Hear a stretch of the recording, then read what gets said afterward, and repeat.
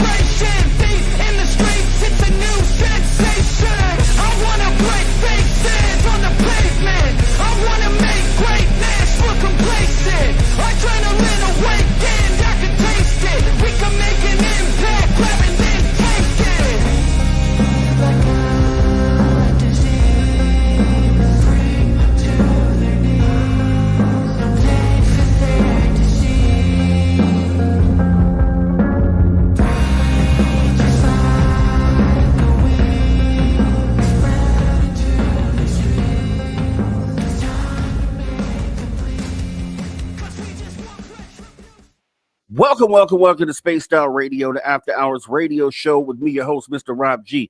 It's going to be a fantastic show here tonight. We have Suzy Hansen, UFO contact or UFO researcher, contactee, also investigator. We're going to be talking for hours 1 and 2. She's joining us all the way from New Zealand. Should be an awesome conversation. Hours 1 and 2, and then hour 3, Steve Stockton tells untold missing person mysteries, UFO weird news, and among some other things. Let's go ahead and jump out and see who has come on in here first. Courtesy of Race Fan, it looks like we got Woo Riders DG coming in with the gold tonight. That's very rare, Woo Riders. Definitely glad to see you in early. We got Race Fan with the silver, and then the Roswell Alien with that bronze.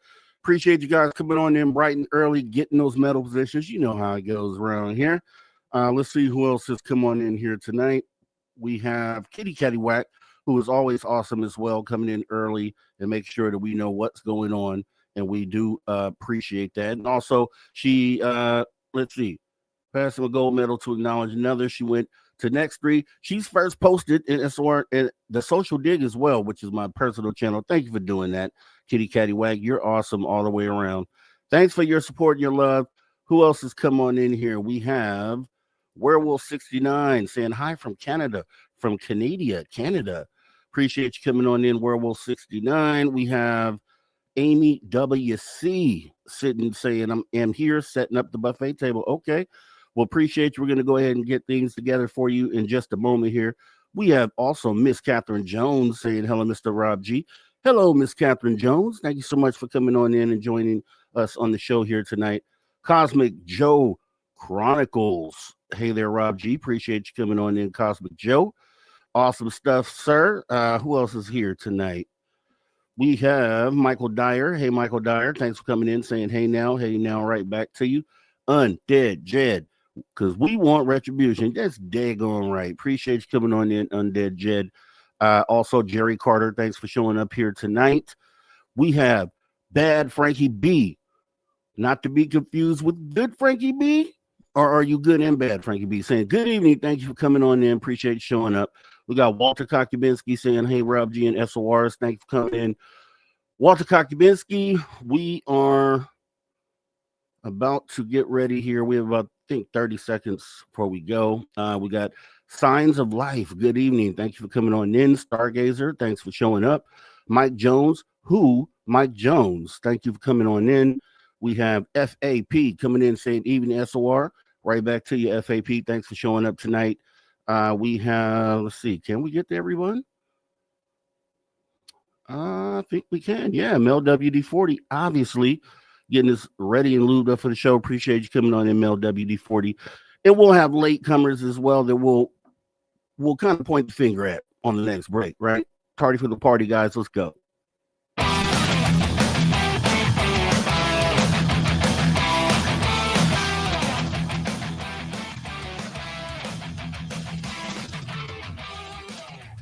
Greetings, space travelers. Welcome home.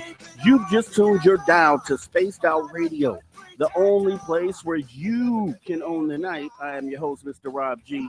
And tonight, we're broadcasting on our terrestrial affiliates across North America, plus digitally on digital platforms all around the world. Don't forget, you can access our archives absolutely free. YouTube.com/Spaced Out Radio. While you're there, please consider hitting that subscribe button. Also, don't forget to follow us on X and Instagram at Spaced Out Radio, and that's Spaced Out Radio Show.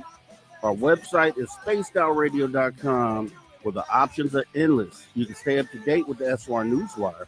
You can get yourself some official Spaced Out swag. Plus, you can rock out to the man you hear right there, Mr. Ron Bumblefoot Thal, and so much more. We're gonna have a fantastic show here tonight. We have alien contactee, UFO researcher joining us all the way from New Zealand. Suzy Hansen is a former school teacher and grief counselor, author, UFO sighting researcher, investigator, contact experiencer, and public speaker. We've had her on the show before, and we are gracious to have her back here today as we bring her on the stage. Suzy Hansen, hi, how are you? Hi, Rob. Nice to see you again. Nice to see you too. Glad everything is going well for you and you're feeling great. We sent healing energies to you last year as you were going through a couple tough things. And we're just going to see you here looking nice and healthy for us tonight. So that's that. And, we were talking briefly before the show about age of disclosure, which I think we'll get into that a little bit later. But I did kind of want to reintroduce everyone because we also talked about how, it appears that ufology is taking the main stage, and it's something that we briefly talked about. And, you have a lot of people out there that may have told their story 1, 2, 10, 20 times, but it's worth doing it again because we have a whole new group of listeners, a lot of people coming in interested and intrigued about the potential of extraterrestrials being here, for one, and thanks also to Avi Loeb with the 3-Eye Atlas talk, because I think he opened up a lot more eyes by doing that as well. So now that we're on this bigger stage, this global stage, what got you into this field? Did you have any early experiences? Let's go ahead and start there. Okay, yeah, I had an early experience at age 8. My family and I were just having an ordinary Friday night, and my father came running in from outside and said, get out on the concrete terrace and look out over the Bombay Hills, which were about 20 kilometres away from where we were. So we all ran out there and had a look in the mid-60s, and sure enough, there's this long orange bar like a ruler hanging in the sky, slightly flaring, slightly pulsing. And of course, there was no logical explanation for it. It wasn't an aircraft or a helicopter or a natural occurrence. So we notified the neighbours, who came out onto their terraces, and everybody was watching and exchanging thoughts over the fence. And I guess that really opened up my interest in what might be out there, because my parents, I could hear them saying it's a UFO, it's a flying saucer, and I was just absolutely fascinated by it and couldn't sleep that night because it posed so many questions in my little mind. And really, that was the jumping point. From then on, I just became interested in anything to do with space. Not that I'm any kind of expert, but it's always fascinated me. And didn't really experience much else apart from contact memories, but no more UFO sightings till I was 20. So there was quite a long gap there. But during that time, I think I was formulating a lot of opinions about a lot of things. And so having a sighting like that obviously has to change, your perspective. I would think instantly. Did you have a shift instantly into the realization that there was more than us? Like, what kind of take us through that moment? Yeah, absolutely. I mean, my mother was saying, well, someone must be flying it, and I was trying to imagine who that someone might be. Wasn't much around in those days in terms of sci-fi, so it was left up to your imagination. But to me, it was a phenomenal experience. And I think two things that occurred after that, which were quite striking, was I had this real upswing in my academic achievements. I'll put it that way. My interest in things at school, my participation. And also, I began to experience a lot of psychic things. So whether there's a link there, I don't know. But in later years, you start remembering your contact experiences, and you can see that there's probably a link there, definitely, to some of the things that happened to me around about the same age. So yeah, it was fantastic. From that point on, I used to go and borrow my next door neighbours' encyclopedias and read the old information we had about space and the solar system, etc. So it certainly sparked something in me. It had different reactions with the rest of my family. Like my father was fascinated by it. My mother was, but could take it or leave it. My sister disappeared inside because it wasn't that interesting to watch. But it floated off down south, down the island, and was sighted by hundreds of people in the next region south of us, and was reported in the New Zealand Herald. So obviously it caught a lot of people's attention. Wow, that's interesting. That should definitely be one for the record books. And speaking of books, you mentioned encyclopedias. And for younger viewers out there of a certain age, encyclopedias was the internet before the internet. Yep, that's the one. This is how you gain knowledge and information about the world and things, historical things that have happened. So just had to put that out there because some kids are like, encyclopedia. Thank you, Rob. You're showing my age. They're doing things like Wikipedia now, Yes. But with that being said, so outside of that, and we're going to actually get into your book here in a moment, which is where you had your the contact in the 20s. But who would have been, because I know I've seen you talk about the fact that we have these older researchers, some of the originals out there who really kind of tried to bring this to the forefront, spent their lives basically, fighting for UFO transparency. Who would have been like one of the first original researchers that caught your attention? And kind of, if you could kind of explain that moment, I think that'd be awesome. Okay, well, actually, it was Dr. David Jacobs, and nowadays, of course, I kind of I think a lot of the stuff he talks about is quite negative, but that's mainly because people who've had those kinds of experiences and abduction experiences in the States will go to him because that's been his area of research. So it's not said as a criticism. But in the early days, his book, Secret Life, was one of the first kinds of books, along with the John Mack book, to come out to New Zealand. We had nothing. So when I started with all of this, I felt very alone until I began to make friends and meet some people who'd experienced similar in New Zealand. We were pretty much at the end of the planet. And I guess when first time I saw his book with that beam of light and a human figure standing in it, and the words Secret Life, that had an instant emotional impact on me, and I just broke down and cried because I realized that I'd been experiencing and living and knowing this other life that I couldn't really share with anyone else. My first husband tried to impress upon me that I was completely insane by having these kinds of memories. So it was a very lonely life for a long time, and that book really brought those emotions to the fore, or the image on the front cover anyway.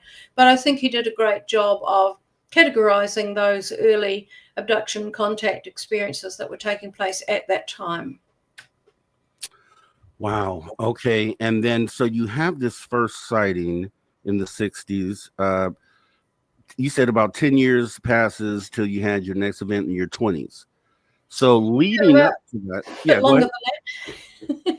Yeah, I was 20 when it happened. Yes.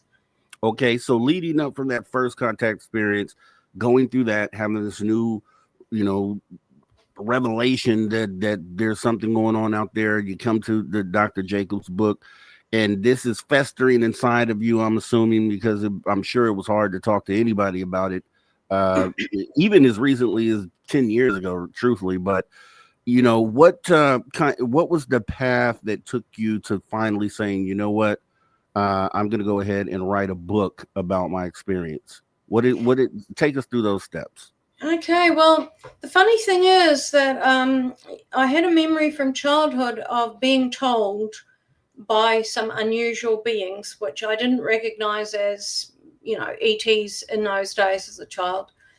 Just someone I felt like I'd had a dream, but I was being told that I would write a book one day, and that they were actually putting a book in my head.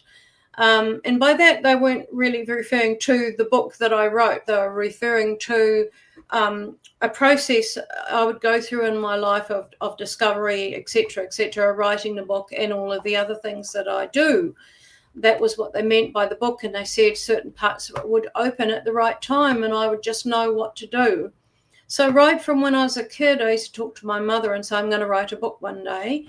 And she used to go, oh, yes, okay, and not take too much notice. But in later years, I had a memory of being on a craft and being with a small group of people and being told by the grey present, you are all going to write books about your experiences. It's really important that people know what takes place and begin to feel comfortable with it and lose the fear. So at that time, I was thinking, well, I'm an adult now, I've got kids, I'm involved in all sorts of things. When am I going to get the time to do that? But of course I did. It was in my destiny and nothing was going to stop it from happening. That's right. And I encourage others to do the same way, because it's kind of hard to break out of that. And it's really been because of the stigma.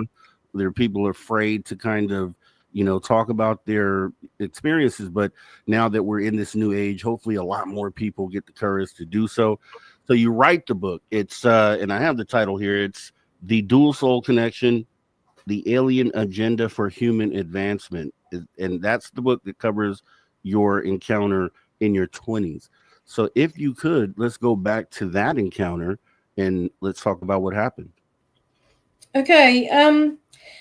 Well, by then I was a young teacher living in a rural region of New Zealand that's famous for its massive sheep stations. So it's very much a farming community. There's a couple of cities there and a lot of small towns, and those are small cities. So it's not an up-to-the-minute modern sort of area in those days. So my flatmate and I decided we'd go down to the south of this territory and visit friends on farms. He had friends on a farm, I had friends on a big sheep station, and family friends. So he drove me down, dropped me off. And when he picked me up at 4:30, late afternoon in autumn, so the sun's still shining, a lovely golden day, paddocks looking all beautiful with the white sheep in them, very picturesque. And he said to me, I've decided we're not going to go back via the main highway up to Hastings. We're going to go on a back road. Now, the back road was another highway really only used by farm traffic and farmers and young guys wanting to speed. And it didn't have all of the little townships. It was quite lonely at the foot of the Ruahine Ranges. And when he said that, interestingly, my stomach lurched like it had fallen out of my body and onto the ground. That was how profound it was. But anyway, I got in the car, off we went. About halfway into the journey, we saw some lights ahead above the end of a range of hills that we were beside. And there were two bright white lights side by side. We just automatically thought they were the landing lights of an agricultural aircraft going into land on a farm for the night. Didn't take too much notice. And when they disappeared, we naturally thought that the aircraft had changed direction. We could no longer see its landing lights. A few seconds passed and bang, they were right next to us over the hills adjacent to our car. At that stage, we were coming down some hills onto a long straight that went over a very wide riverbed, so about 2.5 k's long, and at the end of it there was a one-way bridge. We hadn't reached there, we were just coming down onto the straight, and so my flatmate slowed the car right down, almost to a halt. The lights went out again. We began wondering what they were, talking about what it could be, and they came on back ahead of us again. Completely stopped the car and watched. They went out again and disappeared, didn't come back. So we thought, oh, okay, well, they haven't come back. Sat there for a minute or two, so we'll carry on. So we carried on. We're only in about second gear when he looked in a rear vision mirror and said to me, oh, God, whatever it is, it's coming up behind us. So I put my head out the window and saw this massive elliptical shape of light coming up behind the car at huge speed. Within seconds, it was right over the top of us. The car was full of the most blinding light. It was painful to see. You had to keep shutting your eyes and squinting. I could hear someone screaming, and later on realized it was me. And I kind of managed to turn my head. It felt as if I was in slow motion to see what my flatmate Pete was doing, and he had dropped his hands and he had his head against the door jamb, wasn't driving the car anymore, looked like he was out to it. And this terrific graunching sound started high-pitched and then went down to a graunching sound which seemed to knock me out. I don't remember anymore. And the next thing was I was taken up onto a craft. So years and years later, decades later, actually, a friend who's a researcher convinced me to have a regression on that to see what came out. And it was very interesting what came out. But it was at the time a terrifying experience until years later, and I made sense of it.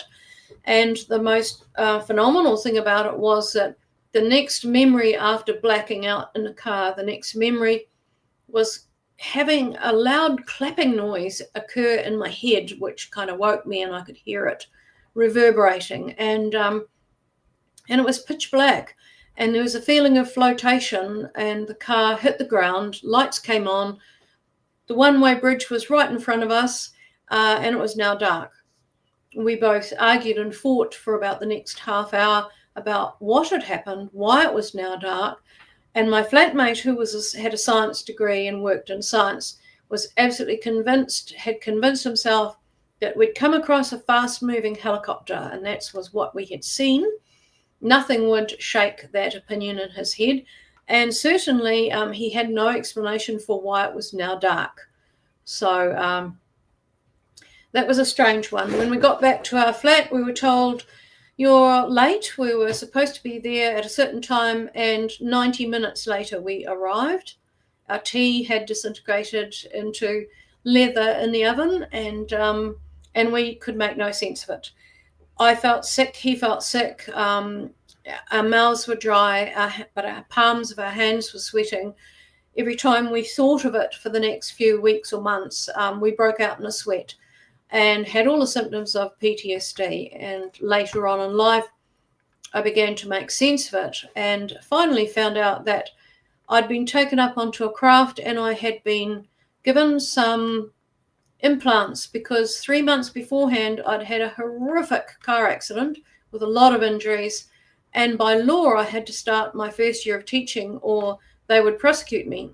So despite my injuries, I had to start teaching and I was not coping. And they knew that and they took me up and made some adjustments. Wow. Okay, so let me ask you this, because it seems like your passenger, I guess your friend there, did he ever come to the point to where he realized what took place? No, sadly, like a lot of people who don't cope with an incident like that, a contact incident or a sighting, some people just don't cope with it. It goes against everything they've built the foundation of their life and belief systems on. And his belief system was built on logical things and science. Not that I or any other researcher in the UFO field is necessarily illogical, because we're not. But in his mind, it was illogical to think it could be a UFO, because in his mind, they didn't exist. So he became the angry witness. He became the angry person who couldn't explain it, didn't want to explain it, and really didn't want to be around me anymore, because I kept asking what he could remember. And he didn't want to remember. So eventually he moved out of the flat and we lost contact. But I heard some years later that he'd been killed in a bus accident when it rolled down a bank. So it was very sad, but I do wish occasionally that I could talk to him again and see if between the time we parted and he went elsewhere, if anything shifted in his thinking. Now, do you think, and the reason why I ask this, because I've always said to people, I think abductions aren't supposed to be remembered. I think it's supposed to take place and you're not supposed to have any memory of it. So in that case, that would fit his experience. Do you think if he were to be regressed when he was alive, that he may have recalled some of this stuff? He may have, but let's make the distinction between contact and abduction. Abduction is very much an American model of the contact scene. We use that word a lot less outside of America. We more tend to use contact, which covers everything. But abduction implies that you're there against your will. And eventually I found out that going right back to childhood, it was not against my will at all. So the word abduction doesn't apply to me. But yes, memories may have come out. It just depends whether the person's consciousness is willing to let that memory come through, or whether it feels too unsafe for the mind and body to cope with. Okay, so with you, and obviously this is a more profound experience than the first, does it ramp up after that? And what takes place after this event? Well, this event was really the catalyst for several things to take place. Because from childhood, my last real memories of contact, what I now realize were memories of contact, was 12.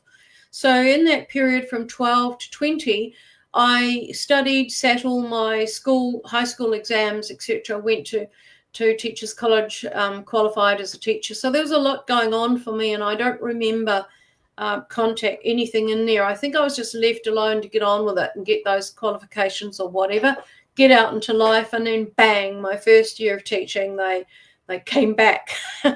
So from then on, it got beginning to happen very, very quickly. So many things were happening, and I found myself in the following year, 2 years, slap bang in the middle of what we call the Gisborne UFO Flap in New Zealand, which was the time when the famous Kaikoura Lights were filmed and seen on radar. So that was a massive period of time where there was a UFO flap going on here and worldwide, incidentally. But we had a lot of stuff happening in New Zealand. And I found myself having more missing time, more sightings, more memories, and they were conscious memories. I'd get into bed, I'd go to sleep, which is what they tell you to do. Go to sleep, turn over, go to sleep. The next morning I'd wake up, it was all there, or snippets of it. It just depends what the experience was. But as time passed by, I began to remember more and more.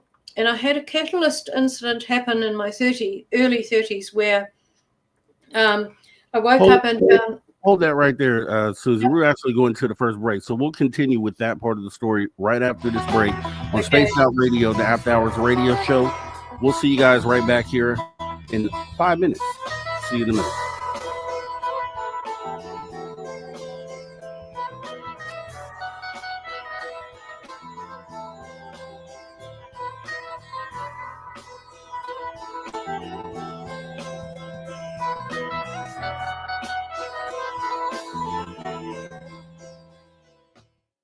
All right, we are clear. And let me take a moment to welcome in our tardy viewers. I'm going to call you guys out. It's like at school, right? You get called out for being tardy. But I also want to thank you for coming out to the show as well. So we'll do both. Let me see. We had Tartar Sauce coming on in a little bit late. Appreciate you coming in, Tartar Sauce. Seeing Robbie G. Yes, thank you for coming in. Who else came on in? Who else did I see? Stargazer, you were here earlier, but I don't think I saw Tyler 420. Hey, Tyler 420, thanks for coming on in. Appreciate you showing up. Let's see.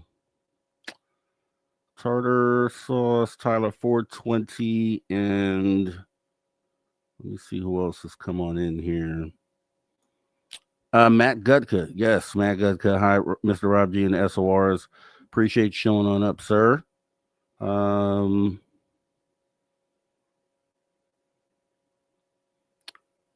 Moving through the chat. Gizmo 5978. Appreciate you coming on in, saying hello. It's been a while. Well, we appreciate you coming on back to the show here. We're going to have an awesome one tonight.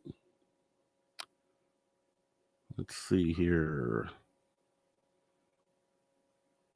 420. We got Tamothman coming on in. Greetings, Suzy, Rob, and Peeps. Appreciate you coming on in, Tamothman.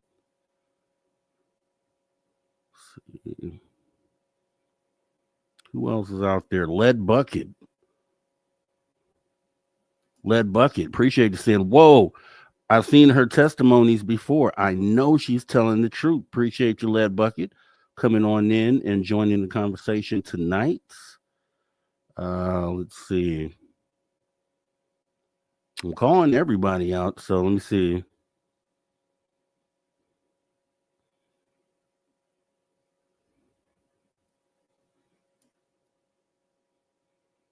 ABWG7QE.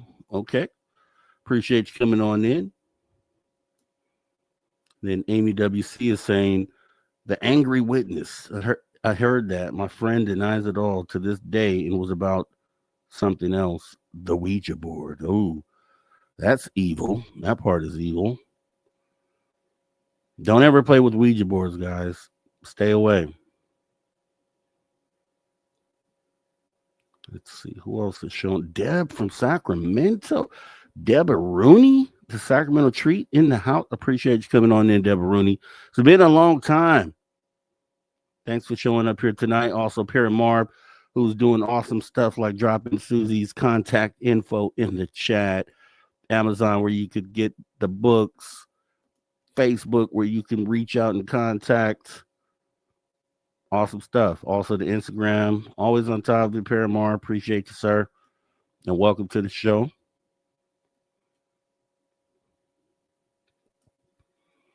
Yes, Amy WC, getting your questions lined up in caps. Yes, might as well tell everybody. We will be posing questions hour 2. So when you put your questions in the chat, just please put them in all caps so I know what I'm looking at and I know what to tag. Appreciate you. Yeah, go ahead and order that pizza, Amy. That's a go. Go ahead and order that pizza. You might as well do it. It's a go. Let's see. Simply Coco. Hey, Simply Coco. Saying good evening, SOR. We appreciate you coming on in tonight.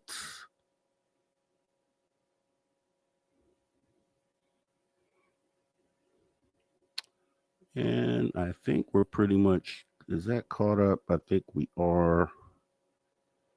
Robert Lamoth Jr. Appreciate you coming on in. Hey, Rob. Appreciate you, Rob. Rob. Appreciate you, Rob. Thanks for coming on in.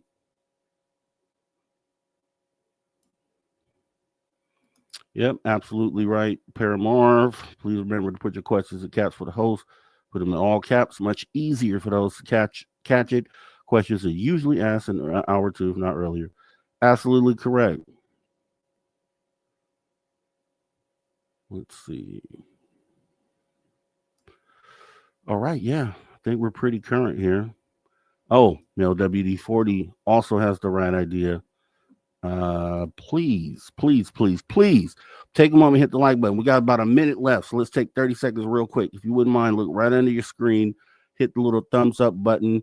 Let everybody know that you like the video. YouTube needs to know that so that they could kind of make sure that other people get to see it and determine if they like it or not. So we'd appreciate if you did that. Also, if you wouldn't mind after the show leaving a comment saying what you thought about the show.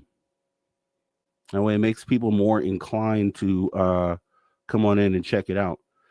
Andrew B, appreciate you coming on in. Spaced Out people, how are we doing tonight? How are you doing? Thanks for coming in and joining the conversation. Is there a Pam sighting? We are Pam. I didn't see Pam. We'll get to her if we see her on the next break. We're coming back here in 5 seconds, guys. All right, everybody, welcome back. Spaced Out Radio, the After Hours radio show. Back half of the first hour. We're back with our guest, UFO researcher, contactee, Suzy Hansen. She's also an author, and we just talked about her book, which is The Dual Soul Connection, the Alien Agenda for Human Advancement. Guys, if you missed any of this awesome conversation, you can jump in the archive. It doesn't cost you a dime. Totally free, youtube.com/Spaced Out Radio. Jump me back into the story that Suzy was telling us here. You were talking about at a point where you hit your 30s. So if you mind picking up your story there. Yeah, I was on my own with the kids one night. My ex-husband was away, and we'd all gone to bed. And at some stage, I woke up and I was standing on the wooden floor of the hallway with one of my sons, and the Greys present. There were 3 Greys present who said that we were going now, and I realised that my youngest son would be left alone in the house. So some discussion took place and I refused to go, but they were very surprised because their discussion that was taking place, I was able to tap into. So this is what they do with telepathy. Sometimes they are able to cut you out. We think of telepathy as being automatically two-way, but they can actually exclude you while they converse, and they can let you back in again. But I had tapped in to their conversation, so I'd come out of the altered state that I'd been put in, and was observing and listening to what they were saying.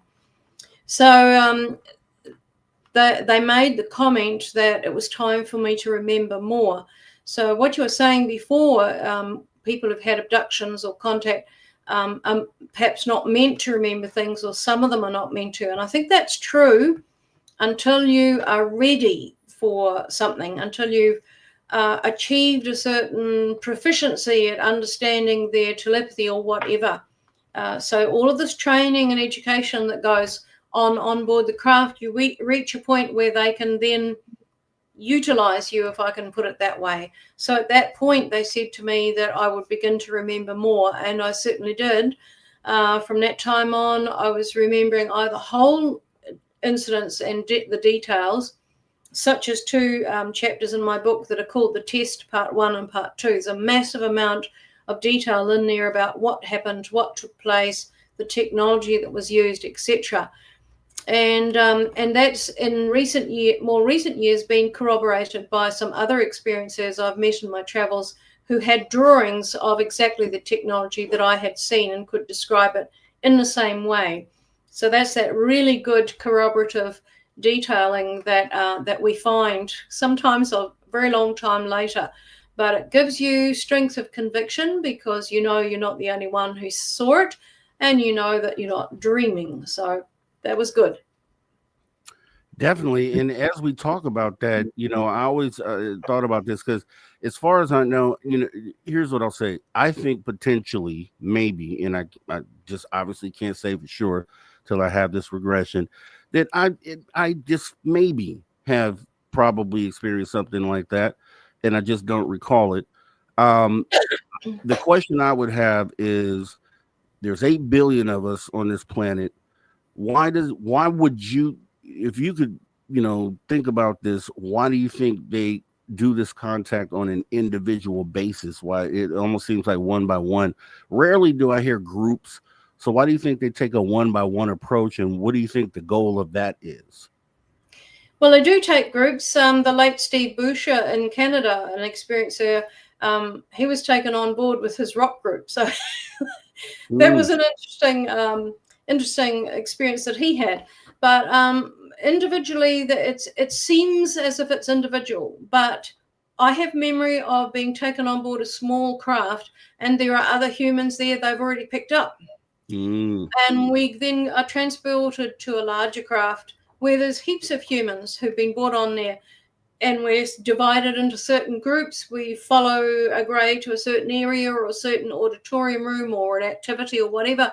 So you're not on your own, although there are those occasions, special occasions for a particular reason, where they will talk to you on your own, as they have done with me, particularly as a child. But you find yourself when you get there that you're part of a larger group, and there is a purpose and a reason and an activity, or you're learning something, or you're being tested about something. So that's the interesting side of it, is if you can imagine the logistics that were happening back in the day when all of these onboard craft things were happening, which isn't happening as much now. But back then, they might have been taking thousands and thousands of people on board large craft, either in our atmosphere or outside of our atmosphere. And the logistics of picking people up individually, transporting them to an interim craft, and then maybe to another one, all as quick as lightning to get the activity done and get them all back again, is mind-boggling. Yes, especially when you put it like that, and it makes more sense that, and why I asked the question, because it would make more sense that you take a group of individuals, if you were trying to if your goal was to make contact with 8 billion different people. So with that being said, and in the logistics, and you also stated that it seems to not be happening more as of lately, and so that kind of just puts in your mind that maybe some of the things that they are doing are happening in phases, and we've talked about that maybe that the bringing on board and doing examinations, that was phase 1, and they moved on to phase 2, which is who knows what. How do you think about that? And I guess this is part of the alien agenda, right? So kind of what are your thoughts on that? What do you think phase 2 is, or 3 or 4, or wherever we're at in that process? Okay, so I describe multi-layered, complex programs within an agenda. So this is the agenda to help humanity change from within, teaching us to change from within, not relying on someone to come in from space and help us, but to do it ourselves. And those programs, you've got the hybridization program, you've got the medical examination program, learning about this, learning about that, looking at how the environment is affecting us in different ways. And then you've got the people who are brought on board because they're going to be writing a book, or they're going to be producing movies, or you've got groups of scientists brought on board who are having downloads put into their minds that will open at a certain time and assist them in their work or whatever. So you've got this massive, complex combination of programs happening. And it depends on what programs you're in. You may be in one and not be doing so well as they had hoped. There is no failure on the craft. It's a matter of, okay, I think you might be better over here then. So you move from one program to another. And I have found that these tests take place where you spend a period of time learning about certain things, like learning how to use their technology, learning how to operate what I refer to as their bridging technology, which is bringing our technology and theirs together at a midpoint that we can understand, because their technology is far too advanced. We couldn't be introduced to that. We'd be like kids in a lolly shop, and we'd probably immediately misuse it. So they have to move us forward in increments all the time. And you can imagine that this is a massive undertaking for them. It's not just the greys. It's a variety of species that work together. I have seen the Nordic human-like ones on the craft. I've seen greys. I've seen mantis. I have not seen reptilian. And I have seen a whole vast range of mixtures who you can see are different because of their skull shape or their skin colouring or whatever. The way they walk, the way they move, the way they do telepathy is like listening to a different dialect, put it that way. So there are lots of differences in the entities on the craft. So these complex programs, you can't compare experiences and their experiences, because they may be in an entirely different program that's aimed at this, and I might be in one that's aimed at that. So we have to listen to everything across the board and try to take in what has happened to people, what they've been part of, what it was geared towards, what they were hoping to achieve by that. And it's very, very vast, is the only way I can describe it. I would think that this is happening everywhere in the universe, like not obviously not just Earth. There's a lot of places with life, and I would assume that there's some level of this process going on everywhere. With that, yeah, do you want to speak to that? Yes, and I can give you an example of when I was taken into a room by one of the grey scientists and shown the tubes of big canisters with liquid in them, and they had life forms in them. And I thought I could recognize a life form from our planet. And he said, yes, what we do is we seed newly forming planets. So we use aspects of life from different planets, and we create a creature that's suited to that environment.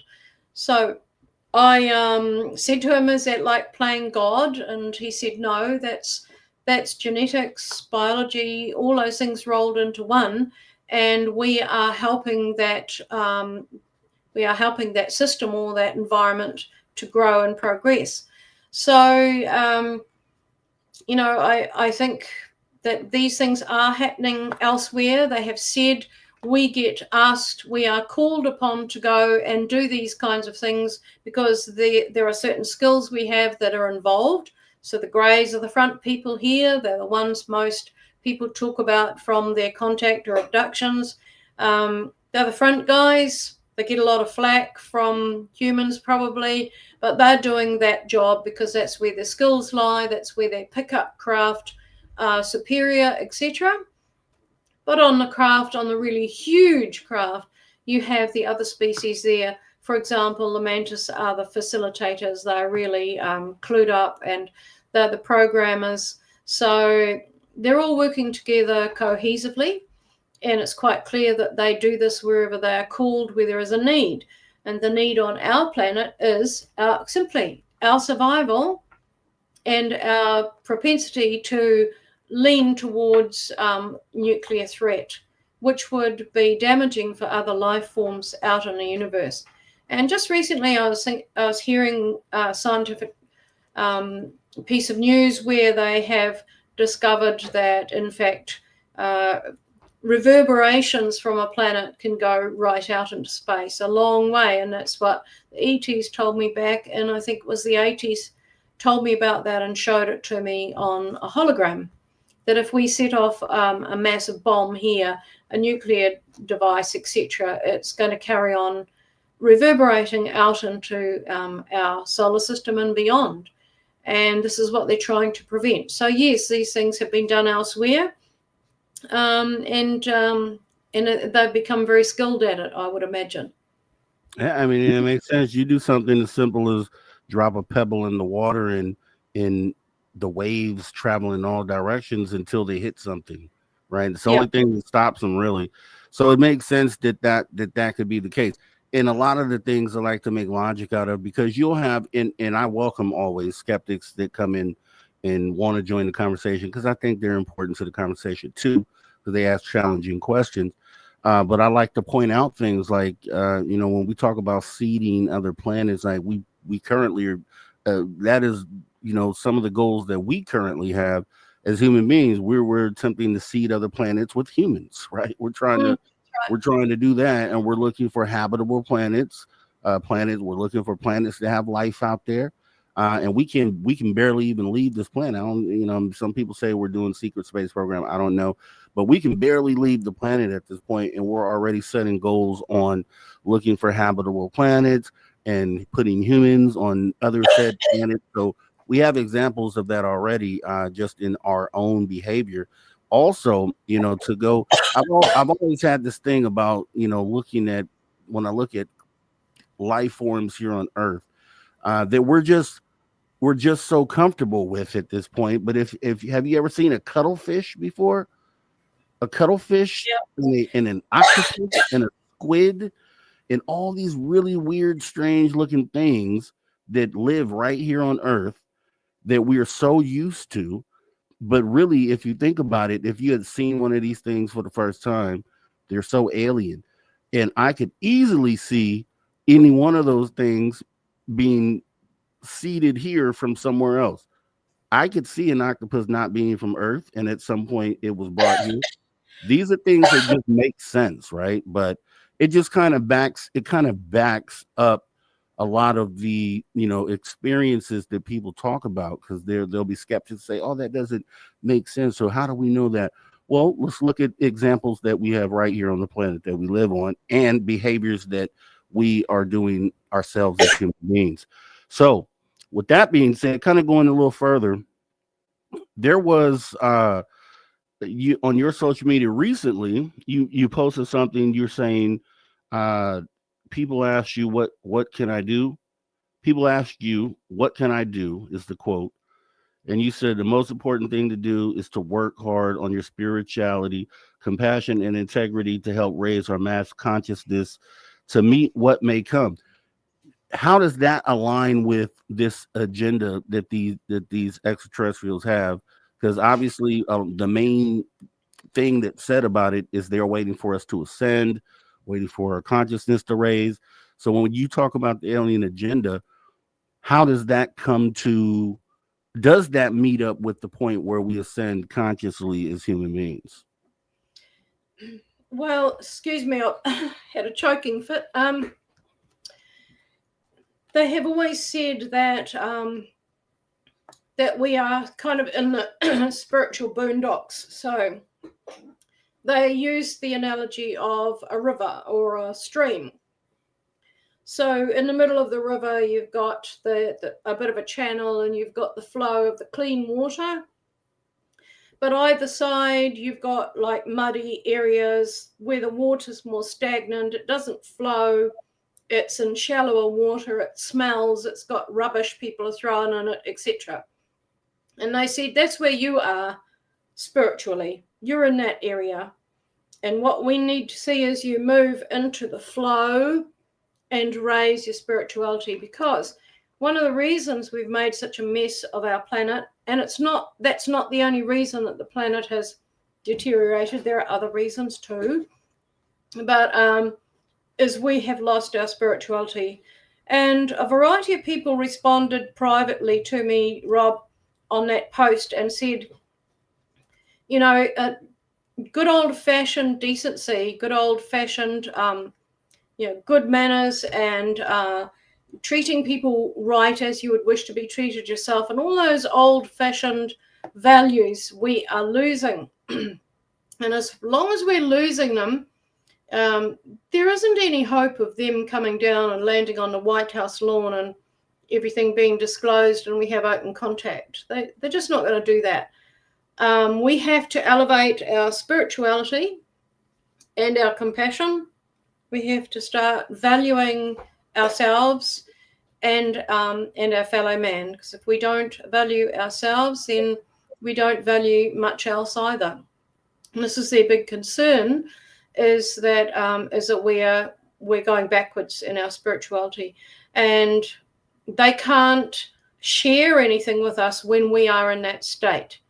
They can't share progress. They can't share science. They can't share technology, because we don't have the spiritual wherewithal to use it wisely or with integrity, or to use it in the right way. And that's their biggest concern.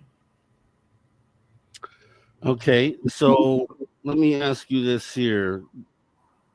Are there any examples, because I know you've talked in your book, you talked before in other shows about the idea that we may have derived some of our technology from alien tech, and just to preface that, we've talked about potential reverse engineering projects based on extraterrestrial spaceship crashes They retrieve these craft.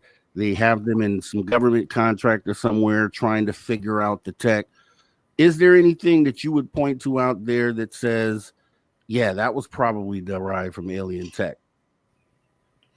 Yes. When I was back in the 80s and 90s, when I was taken on board on occasions, they used some technology on me because I'd had various health problems. They used some technology on me which looks into the body in real time. So they put you under this beam of something that comes down from a circular vent in the ceiling, and I don't know what that energy is or anything about it, but it comes down and it shines on your body like a light, but it's not just a light. And within that circle, which they can extend it, so they can, like an X-ray can be extended when you're lying on the table for an X-ray, they can make it move out a little bit further to incorporate your ribs or whatever. This could be extended for the whole body or just a specific area that they wanted to look into. And this technology had some phenomenal abilities. So in real time, all of the images would be coming up on their computer and they'd be storing that. And they could tap on a screen or use thought to do it. And they could change what they could see from all of your bones to all of your vascular system. Bones would disappear, it would just be all your vascular system, or it would be all of your organs, etc. They could also zero in on the tiniest little cells, so they had this amazing magnification specification. So it's interesting that when I spoke in 2018 at the UFO Congress, I had a doctor who was promoting a particular piece of technology that's been developed in the States. And I think he said there were only 6 in the States in hospitals. And he came up to me afterwards and said, I have got a PowerPoint I want you to use. You're welcome to use the images of it because we are trying now to produce exactly what you're talking about. And he showed me this multi-million-dollar machine that was designed to look into the body. So it was like it was trying to copy what I had seen. Now, you may say that this is a natural progression that medical science might take, that they want to see into the body. But it's interesting to note that leading up to the production of this machine, they had developed from cadavers, they had developed the same sort of imagery that could be produced on a long screen for medical students to study. So they could click on the computer and it would show a vascular system. Click on it would show the bones, the skeleton, etc. So it was virtually identical to what I had seen. And so, he was very interested in that and said, use this, Suzy, because, where has this technology come from? It's just so closely trying to achieve what you're talking about. That's what we're trying to achieve. And I believe they've moved further along the line of developing that over the last 10 years. And but I can give other examples of technology that I've seen on a craft that we now have produced. For example, a vein viewer. Let's do this. Let's do this. So we're actually going to the break. Let's save that one for right after the break. We have about 30 seconds here. And just so I'll say real quick, because there's a lot of people out there that feel like fiber optics may have been derived from crash alien tech. And I've heard something as weird as Velcro. Someone's like Velcro may have been, and I'd love to get like the backstory on that. Like if this was actually done, the people who reverse engineered this stuff, I'd love to hear stories from them. I think it'd be awesome. But we're going to go ahead and get into the rest of this story right after the break. We're at the top of the hour. We'll be right back. Conversations that move the needle. Conversations that move the needle. You're listening to After Hours with Mr. Rob G on the only place where you can own the night. Spaced Out Radio. Spaced Out Radio. You've tuned your dial to the right frequency.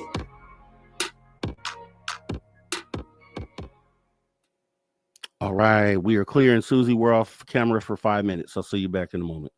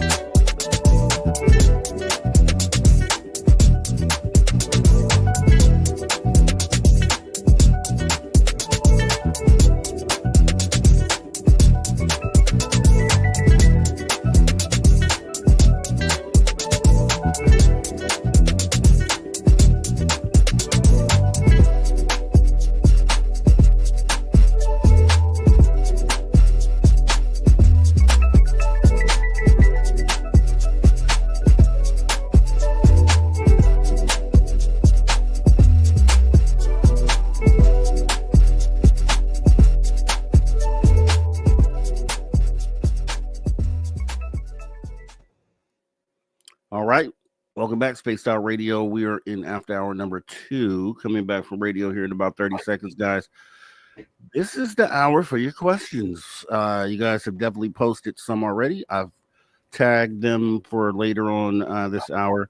Please consider continuing to put questions in, and we'll ask them to Suzy later on in the show. We'll be starting back here in about 10 seconds here. Let's get ready to go, guys. All right, and here we go. All right, everybody, welcome back. Spaced Out Radio, the After Hours Radio Show. We're in After Hour number 2 with CONTACTEE UFO researcher Suzy Hansen, all the way from New Zealand. Let's not forget. Hours 1 and 2, she's been talking extraterrestrial contact, the alien agenda, and a lot more. We'll be getting into more of that right now. If you miss any of the conversation, free in the archive. Free in the archive. Free. YouTube.com/at Spaced Out Radio. So before the break, Suzy, we were I had asked you if there was any, tech out there that these groundbreaking, game-changing technology that human beings have just seemed to come up with. Let's not forget, the technological age is not very old at all, and we have so many advancements technologically, and then there's some things where the question mark is like, wow, where did that come from? Because it just came out of nowhere. And you were kind of going over some things here, and you were going to mention something else that maybe came from alien tech potentially. And what was that thing? Yeah, I'll be brief, but it was just something that turned up. I, along with Steve Boucher and a couple of other experiencers, were able to describe a handheld object that could do what the big machine I described previously could do, and that was they could hold it on your arm, for example, and see into that arm, see what they want to look at inside your arm. And in particular, they were looking at the vascular structure. And it's interesting to note that about 2014, I think, because I saw that back in the 90s, and in 2014, we came up with something similar. And to me, my memory of it was like a badminton, a small bat, table tennis bat with all these red lights on one side, which they could shine on the body. And it's interesting to note that the vein viewer, which is now used in many hospitals, is exactly the same. It's got red light technology, and it helps the nurses to find the vein. When people's veins collapse or they want to put a lure in, etc., they can find it easily. So it's a tiny piece of technology like that. And then years later, you see something absolutely identical. That seems rather strange to me. But there's a lot of other things that have been mentioned over the years by experiencers, which we're now seeing out there. Back in the 90s, I saw what we now know as a tablet. But the advanced version on a craft had no obvious power source. It had 3D imagery, etc. But in every other way, it looked like today's tablet. So how much have they been feeding us and presenting to us through scientists, and how much has been back engineered, I don't know. But in 2018, when I spoke about the technology at the conference, I was threatened on a Saturday night by two guys, military type guys, in the corner of the corridor. They followed me down the corridor, kind of bullying me, telling me to go home to New Zealand and never talk about any of this again, especially the technology. So that kind of makes you wonder when you're an experiencer who has things like that. I said I wasn't going to give it up. I was going to keep going. They said, okay, have it your way, Ms. Hansen, and off they went. And the next day I was sprayed with a concoction that I later found out was virulent lung bugs. And within 24 hours or so of flying back to New Zealand, I was in hospital, nearly died. So someone is sitting on a lot of technology that they're possibly making a lot of money out of, and they don't want someone like me who's seen something like that on a craft talking about it, because that makes that link, and they don't want that link being made. Yeah, and we'll talk about that for a moment, because and this kind of ties into age of disclosure. It was mentioned in the film that someone was talking about the idea that back in the beginning, when these crash retrievals would have been some of the early ones, were ended up with the government contractors. And then after so many years, the people within these government positions change positions, new people come in, and then all of a sudden the new person isn't aware of the things that have been handed over to these contractors. And so they're working, diligently on deriving new technology from these crashes and then making money off of these things. And it would make sense that if those guys were approaching you, that they probably had something to do with the government contractors. And then that puts a whole nother spin on it, because there are a lot of people that feel like there's these like men in black that come out there, and they normally associate those type of figures with government entities, when you may have individuals out there, and it sounds like it, that may be tied directly to government contractors. So they may have like muscle guys out there doing this sort of work, trying to get people to stop talking, just like if you're connecting dots like that. That's very, very interesting. But let me ask you this. So this is one thing that I've always had an issue with. I can definitely see,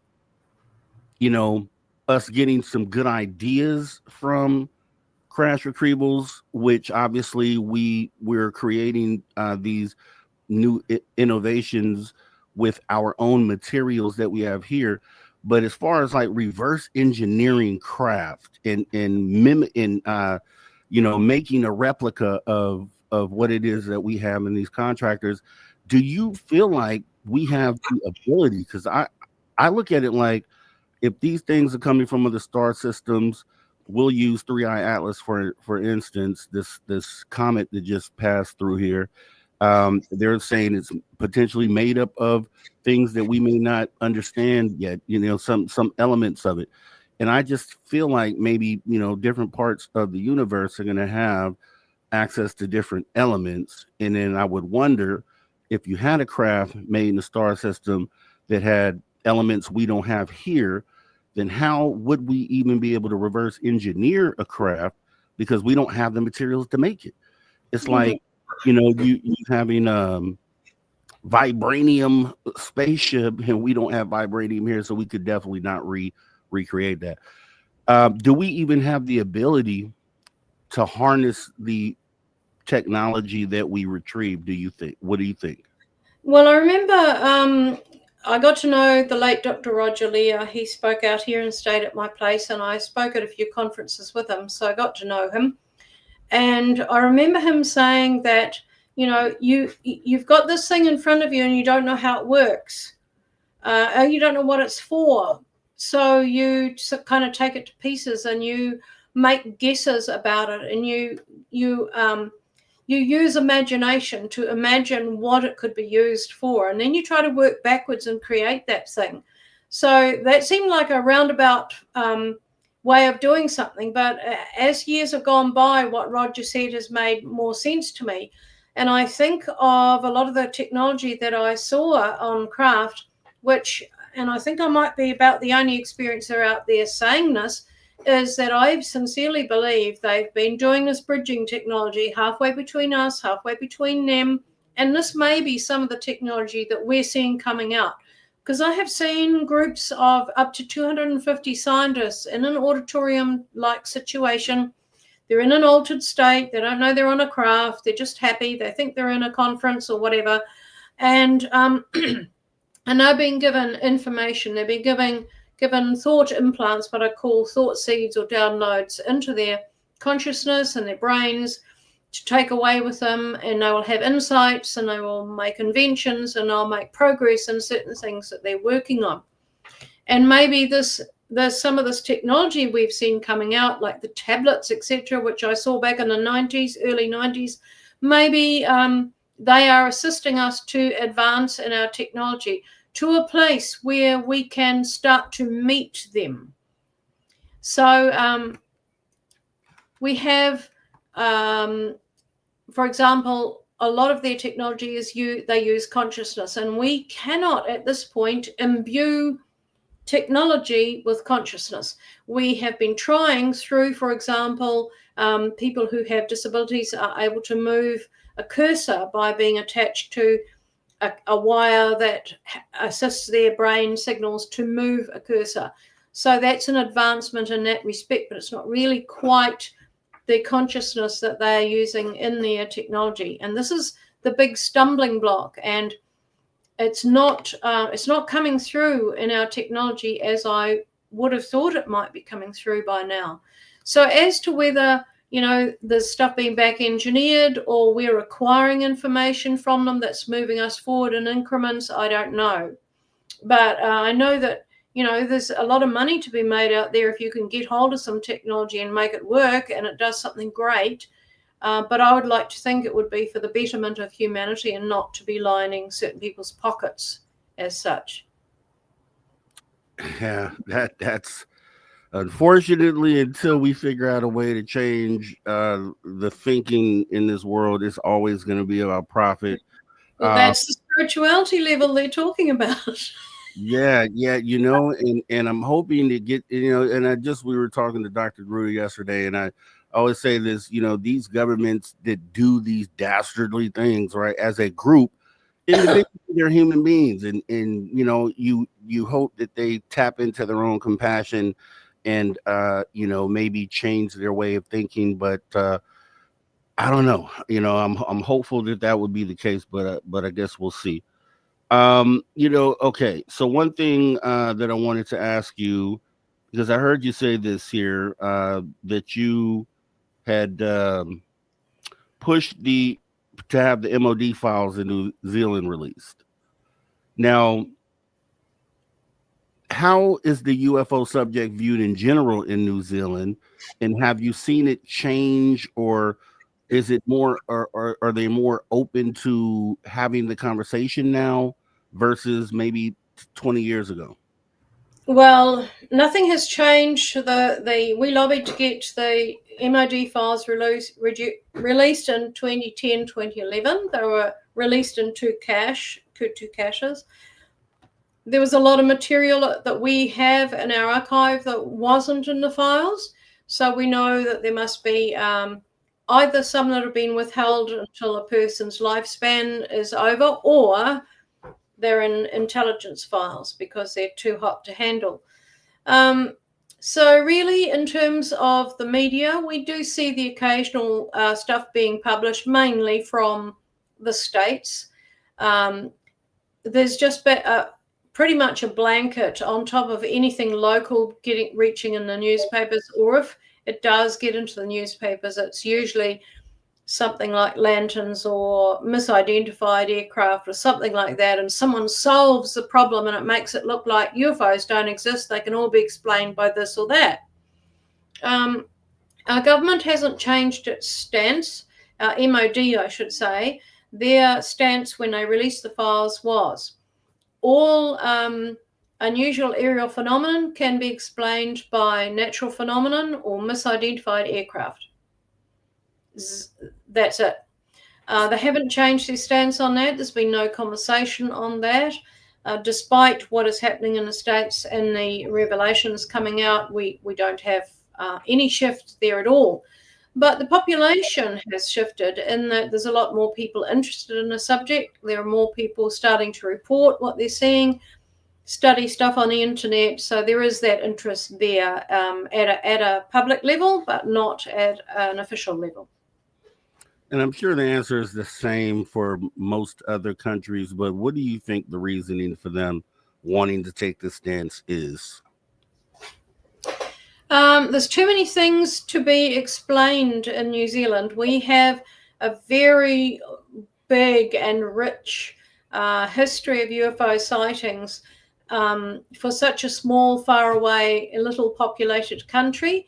We have got this massive history, and we're very fortunate that some of our veteran UFO researchers in the early days, in the 60s and 70s and into the 80s, were ex-Air Force, so they were very careful, or ex-aviation, like my colleagues were air traffic controllers and pilots in UFOCUS NZ, who worked for me. So we had this really good background of knowledge there, and a lot of our historic stuff has been very well documented by those former Air Force people. So it's very credible, it's very broad, and really the MOD and the government probably don't want to go there because they'd have to do a lot of explaining or maybe change their stance. And as is typical of New Zealand, we kind of look to Australia and the UK, because we belong to the Commonwealth, to see what they're doing, and they're doing the same as us. So we're probably not going to move an inch until they do. I feel like, and we're going to kind of go merge this into something else that I've heard you speak on before, but I have I think if we were to look at individuals in the public that may have more information, and I guess not necessarily the public, because these are technically, some of these are government entities, but they're everyday people that work at these places. So, you know, you have police officers who have these dash cams and that run 24/7 and catch weird things all the time. You have you have also air traffic controllers, right? And I know you've spoken on this before, where you had interviewed some of these air traffic controllers, because they're looking at radar, right? So they're going to see something on there that is giving that has some sort of signature. And a lot of the time we can lean on the Chicago O'Hare UFO incident, where the thing is sitting right over the tarmac and everybody sees it. And obviously this had to come up on radar, or at the very least air traffic control had to be aware of this. And then they kind of just said it didn't happen. No one reported it. They were caught in that lie, showing that the FAA kind of basically was covering things up. So what type of information were you getting from air traffic controllers? And then also, to merge that into age of disclosure, how did you feel when you saw a representative of the FAA, I guess a former director potentially, who came out and made a statement saying that we definitely are not alone? And for me, that's the FAA admitting that they have been seeing things, and they have come to a conclusion that these things aren't ours, and we're not alone. So start with the air traffic controllers that you've spoken to, and then how you felt about the FAA making that statement. Well, the two of the air traffic controllers that I've associated with over 20 years were my colleagues in UFOCUS NZ, and I asked them to join me because we wanted to focus on aviation sightings and give the whole subject some credibility with people who are involved in aviation and can tell a difference between something that's likely an aircraft and likely is not. So these guys were great. They were both also private pilots. John Cordy was quite elderly, and he was one of the air traffic controllers from the Kaikoura Lights. So he was the chief controller in Wellington Airport when the lights were registered on radar. And John was interviewed on Ancient Aliens, etc. And he used to ring me up every time Ancient Aliens was going to be on television again in New Zealand. He'd ring me up and he'd go, "It's Mr. Notorious," because this guy, so-called expert, was brought onto Ancient Aliens to decry everything John said in his interview and make it sound like the radar in New Zealand was faulty. And of course it wasn't. John said it wouldn't be worth his life if his radar on his watch was faulty and putting anyone at risk. So we have these people who call you to be interviewed and then set about debunking you on the same program. That just doesn't go down well. But these guys, they had a foot into aviation and air traffic control in New Zealand, so they had their ear to the ground to hear what's happening. Graham Opie, senior air traffic controller at Hamilton Airport, worked with me, and he saw a UFO from the control tower, and that went big time. It was in the newspapers. He was interviewed all around the world. He had Al Jazeera ringing him, BBC. It was really great, and it brought to the New Zealand public the idea that these are credible, highly trained professionals, as well as being private pilots themselves and having been in the Air Force, both of them. So if these guys said this was a UFO, then it was a UFO. They could identify it. So that was really great. But when I looked at the documentary, Age of Disclosure, I was pleased to hear a lot of the admissions that were taking place, but I still think that the world is super focused on American disclosure, and I think that the rest of the world needs to stand up and be counted as well. We're kind of sitting back thinking, well, let America do all the work. But I think of countries like Britain, Italy, New Zealand, Australia has a massive history of UFO sightings. Researchers like me, I have got a massive archive of New Zealand sightings, and all of this stuff is being ignored. So it's okay to hear someone from FAA saying something being put on TV. But what I'm seeing at present is all of the genuine, hardworking investigators and researchers who've been around decades and have done the hard work going out to the site where something was seen, interviewing witnesses and trudging to a possible landing site, etc., out in the bush somewhere. We're being sidelined in the same way that experiencers at present are being sidelined. And it's the same faces that we're seeing over and over representing the UFO field. It's the same faces singing from the same songbook.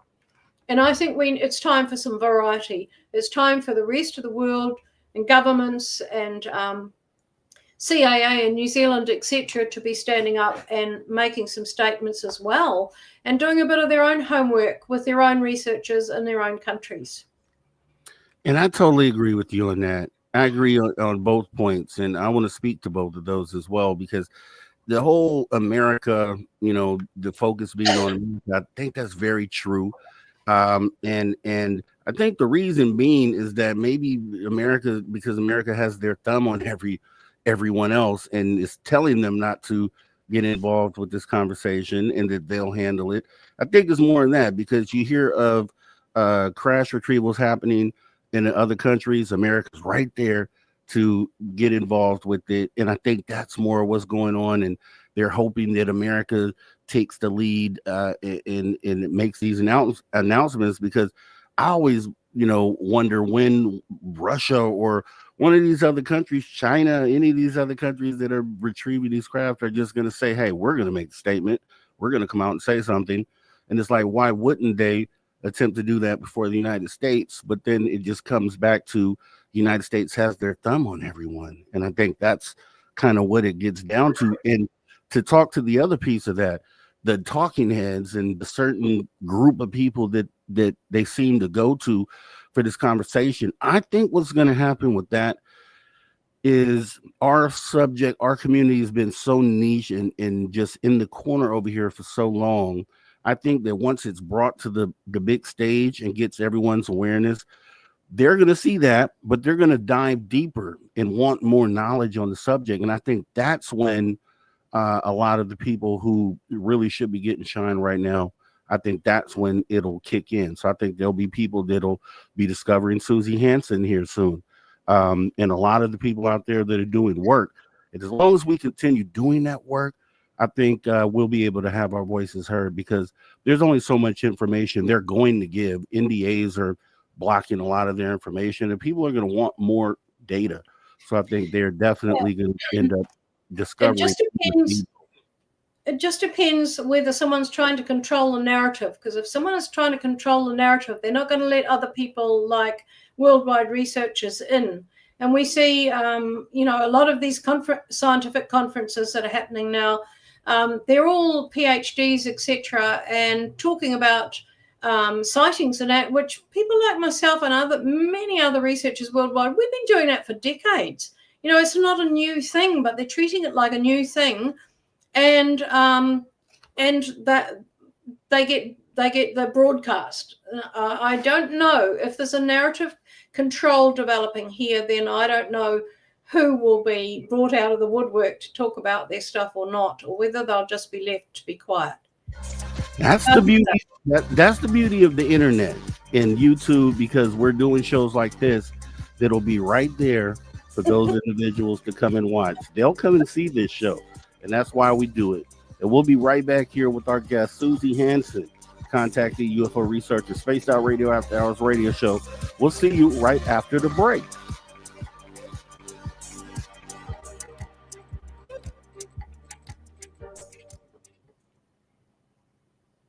All right, we are clear. Yeah. Great stuff. I agree with you though. They have this click, and there's other. I've seen new people, like brand new people, just pop up on the scene. Yeah. All of a sudden, they're part of that circle. They're part of that little group too. And it's like, well, this guy I haven't even heard this guy talk about UFOs before, but today he's deciding to talk about UFOs, and now he's part of that circle. Yeah. And I think that'll change, though. I think it'll change.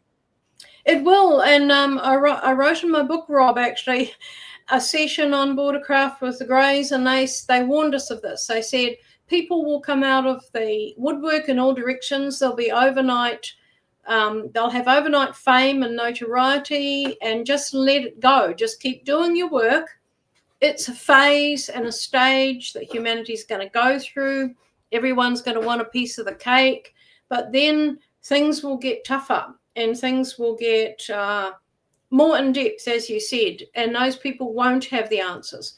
That's when they go back to the experiencers, the long-time researchers, and that's when they'll share the information. I hope that that's how it'll happen. Certainly, that's how they predicted it.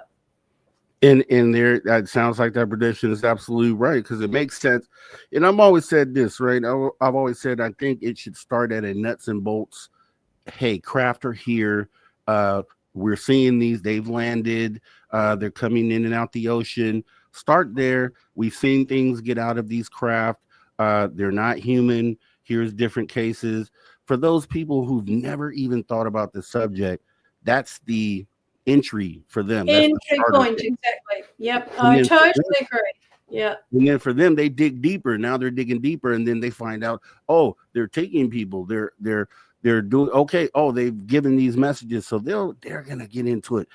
Same way that we did. I think is going to be the same progression for everybody else. So. Yeah. But it is frustrating, though. It is frustrating to turn on the TV and see the same exact people say, and it would be different if it was the old researchers like you talk about, like the original, like if Stanton Freeman was still here and all the original guys. It'd be different if they were going to those people. Those were the target heads. But we have these brand new people who may or may not understand the history of ufology. You know, it kind of seemed like they came out of nowhere, sort of thing. So I agree with that frustration with that as well. Yeah, and it's difficult to know whether they're just people who are rushing in through the open door, as Robert Salas says. You know, you open the door and all the wrong people rush in. I reckon that's a really good expression. He said, you don't know whether it's that or whether they're key people who've been selected by someone higher up to play a particular role. That's the one that really worries me, is that we can't differentiate. Are these people popping up? Who are they and why are they popping up? What's their reason? It's really hard to know. It's getting more and more difficult. But I was really surprised to see Elizondo both as narrator and as one of the people being interviewed, etc., the focal point. I was surprised to see that. I would prefer to have had an independent narrator in the series. Yeah, I know someone was watching a show where someone said Tom Hanks would have been a good guy to have narrate that. I agree. Tom Hanks would have done awesome in that. Yeah. It would be cool to have somebody like that narrate. I agree with that. And then kind of speaking as well to what we were just saying there about some of these people and their intentions, you know, because these new people, you just don't know, right? And I when I look around the UFO community, especially the more that I'm acclimated to it and more people I talk to, you have to wonder who's in it for the money, who's in it for, who's really in it for the truth. And that's a big thing for me. Like, you're supposed to be in this to get answers to the questions that you have. Like, that's literally the journey, is to have these questions based on experiences, want answers to these things, and that's the path and the journey that we're on. So yeah, I agree. You have to look twice at a lot of people within ufology, and you'll really find that some people just aren't in it for that, for the right reasons. Yeah, that's right. There's a lot of hatchet jobs going on at the moment. So it's like that across the board. That's humanity. That's the thing that they want us to get rid of, you know. And it's sad. It's sad. Yeah. It can be disheartening sometimes, but the thing is that you just continue to do your work. As long as you continue to do your work, that's right. Then I think all that other stuff will get weeded out. I think so. Yep. And we got about 20 seconds here before we come back, guys. You've been awesome tonight in the chat, posting links for Suzy. You guys are just great, like always. We're going to go ahead and get to your questions here in just a moment. So let's get ready to go. 5 seconds here. Let's get ready to go. Last 20 minutes, what I guess. Here we go. All right, everybody. Welcome back. Spaced Out Radio and After Hours Radio Show. We are on the back half of hour number 2. Means we only have 23 minutes left with our guest, Suzy Hansen, who's been totally awesome tonight. Contactee, researcher. We just want the truth. We just want answers here. And we're talking about the alien agenda, much more. If you missed any of the conversation, it's in the archives. Free, youtube.com/The Spaced Out Radio. And jumping back into the conversation, we have some audience questions. Let me make sure we can get this here. Okay, we have the Roswell Alien. Great name. With the question for you. Is there any alien species that lives on Earth, whether in the ocean or in another dimension, in your opinion? Well, we've been told that there is a species that lives on Earth.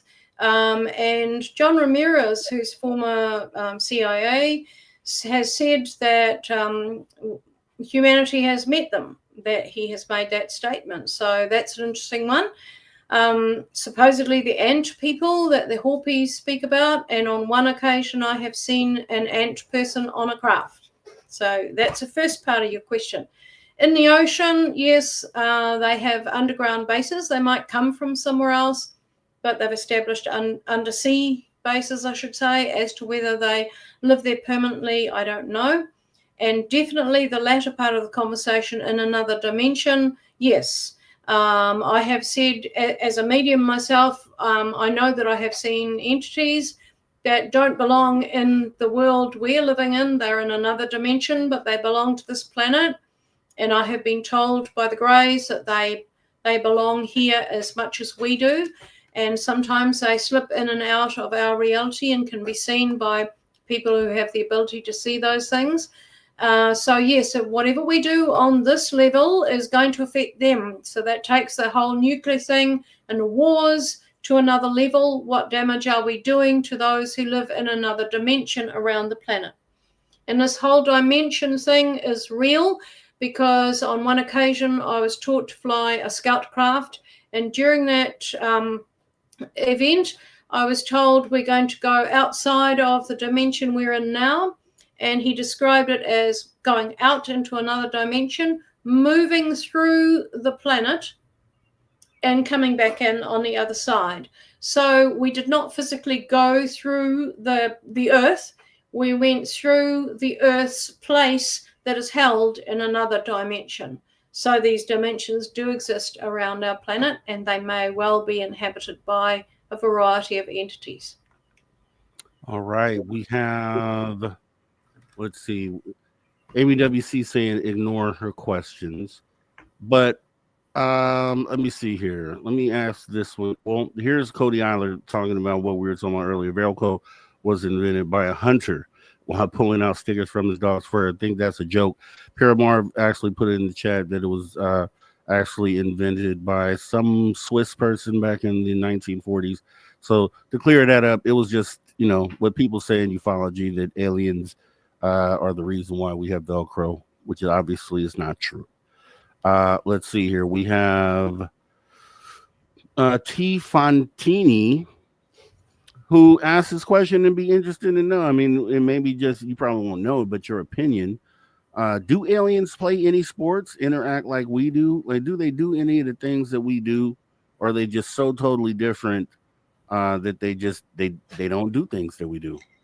Well, I don't know about playing sports, but they do interact with each other, and I have seen that taking place with producing things out of the ether in the air and decorating. So I've seen kids in a playroom where they produce something with their mind, a crystalline structure, and then, like kids do with blocks, the other children then begin adding pieces to it until you've got this spectacular thing hanging in the air. So yes, they do. I've also seen a human teenager playing with some alien children in a very large room, and he was pretending, he was a soccer player, and he was pretending to play soccer with them with an orb of light, which they, every time he went towards it and put on showmanship of, you know, doing a header or kicking it or whatever, they would shift the ball away, and there was a great deal of humor and fun happening in that room. So they do interact with each other, probably not in the same way that we do, but they have their own version of it. This is also definitely a good question here, and just one I wouldn't have thought to ask. Amy saying, how much do alien species hate each other and throw stuff? Do they not? Are they immortal enemies out there, or do they all get along, and what do they do? Well, I don't know, because I haven't met all alien species to be able to judge that, but certainly the ones that I've been in contact with are very controlled, is one way of saying it. They have a greater handle on their emotions, and they're very logical and they're very analytical. So they're quite mature in the way that they approach things. An example of that is being shown a whole lot of images of future Earth changes that were pretty terrible. And then we were all sobbing and terribly upset, and the entity just cleared all of that away for us, and he left us in a state where we could examine what we'd seen without the terrible emotion. We could look at it analytically and logically and think about our future in a different emotional state. All right. And Amy WC also asked, do you do dream analysis? No, I don't. I think about my own dreams and whether I think that they were a dream or something else. I had what I thought was a dream the other night, and 2 days later, what was discussed in a dream happened. So was that a dream, or was I in the astral state being given a warning about something by my mother? Here's a question from T. Fantini as well. It's really a statement, but I want to turn this into a question. Do you think that aliens, these races that are coming in, have any sort of politics, any sort of semblance of like society that we understand to be society, social structure? Do you believe that they have any of that going on? Do you think that what we do translates out there once we leave planet Earth? I guess is more of a better question. Yeah, I think it's more that they have associations, they have agreements, they have projects that they work cooperatively on. In terms of their own society on the craft, they have recreation, they have entertainment, they have learning abilities, and they can lie on their own shelf bed, what I call a shelf bed, and it will harmonize their energy. So they have a lot of things available to us that assist them to have a functioning and cooperative society. As to whether that's the case for all of them out there, I don't know. Do you think they have a sense of economics or any sort of structure like that? You know, like what is do they barter, do you think, or how do you think they, trade with maybe other species? Do you think any of that is going on out there? I don't know. I haven't had any direct association with anything like that, but I know that they can produce just about anything they need on these big craft. Obviously they will need to get the resources from somewhere at some time, but they seem to be very self-sufficient. Okay, and you talked about earlier being approached by these couple of gentlemen who may have been tied to some sort of contractor. Now that we kind of process that, have you had any other threatening situation or something that you could point to that maybe had you scared? Yes, the first time I spoke in the States back in 1999 at the UFO Congress in Laughlin, I had two people come, a man and a woman, come to my room, come into the room and block the doorway so I couldn't leave. And they threatened me and said virtually the same stuff. You know too much about certain things and we don't want you talking about it. So go home to New Zealand and don't talk about it again. And they said, you wouldn't want anything to happen to your two sons. So that was pretty awful. They knew I had children. And that was a real open threat. So this kind of thing has happened. I have been tailed in Australia. I've been taken aside at an airport in Australia. I've had a speech completely disrupted and upset in Australia. So yes, it happens to experiencers, I guess, who are saying something that they don't want put out there. And I guess I have been doing that, talking about technology and the environment on the craft and what they're here for. It would be easy for humans rising to the top and being the go-to people about the UFO subject, which seems to be happening at the moment. It would be easy for them to manipulate the idea of why they're here. And if experiencers say something different, it's natural that they'll want to silence us on that. Do you agree that as some of these whistleblowers are saying that some people may have been unalived behind the subject? Yeah, well, when I was at the 2018 conference and had all that happen to me, being threatened and sprayed with something, another researcher who arrived a couple of days earlier was also sprayed 2 days before me. Same circumstances, same unusually dressed woman who basically did this in a lift. She did the same to me. And he became very ill and immediately and died in Phoenix Hospital on the Wednesday night. And I came back to New Zealand and nearly died in Tauranga Hospital, and had exactly the same thing happen to me, because I made contact with his fiancée and had a long talk with her and found out all of the details. It was identical to what happened to me. So someone was trying to take us out. Wow. Okay. And I'd just like to say, there's a lot of talk about whistleblowers being given protection and legal rights, etc., but none of that is being offered to experiencers. Yeah, and when we think about that sort of thing, people think, yeah, that stuff just happens in movies. I recently was watching a video talking about, I guess, the nephew to the dictator over there in nephew, cousin, some sort of relative to the dictator over there in North Korea. And this gentleman had been accosted by two ladies in the airport. They kind of just grabbed him and rubbed his eyes, and it was something they rubbed in there that immediately essentially killed him. And there's definitely things like that are happening, is my point with that. And it could happen behind this subject just as easily as that. Yeah, it's been happening for decades. I mean, I know a lot of people I've been in this subject for 50 years now. In March this year, Rob, it's 50 years that I've worked in sightings and contact, and I've talked to a lot of people who've had a lot of bad things done to them, experiencers and researchers. Let me ask you this. Jose Sanchez wants to know, do you think that the Dwight D. Eisenhower UFO ET meeting actually occurred?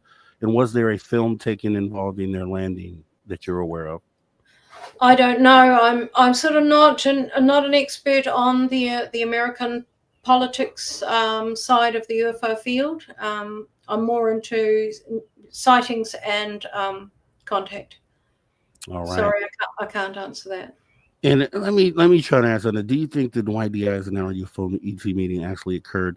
And actually, Jose, if you go over to my page, I actually did a show recently about that, and I think it will at least have you thinking and maybe come to some conclusions based off of the evidence that we laid out. Timelines make sense, and when you talk about Truman going into Eisenhower, you talk about this Majestic 12, MJ12 thing document that had come up later, and I kind of lay out a timeline where it's just like, okay, the timeline wise, a lot of these things make sense. You can find a video over on my channel, youtube.com/@MrRobG.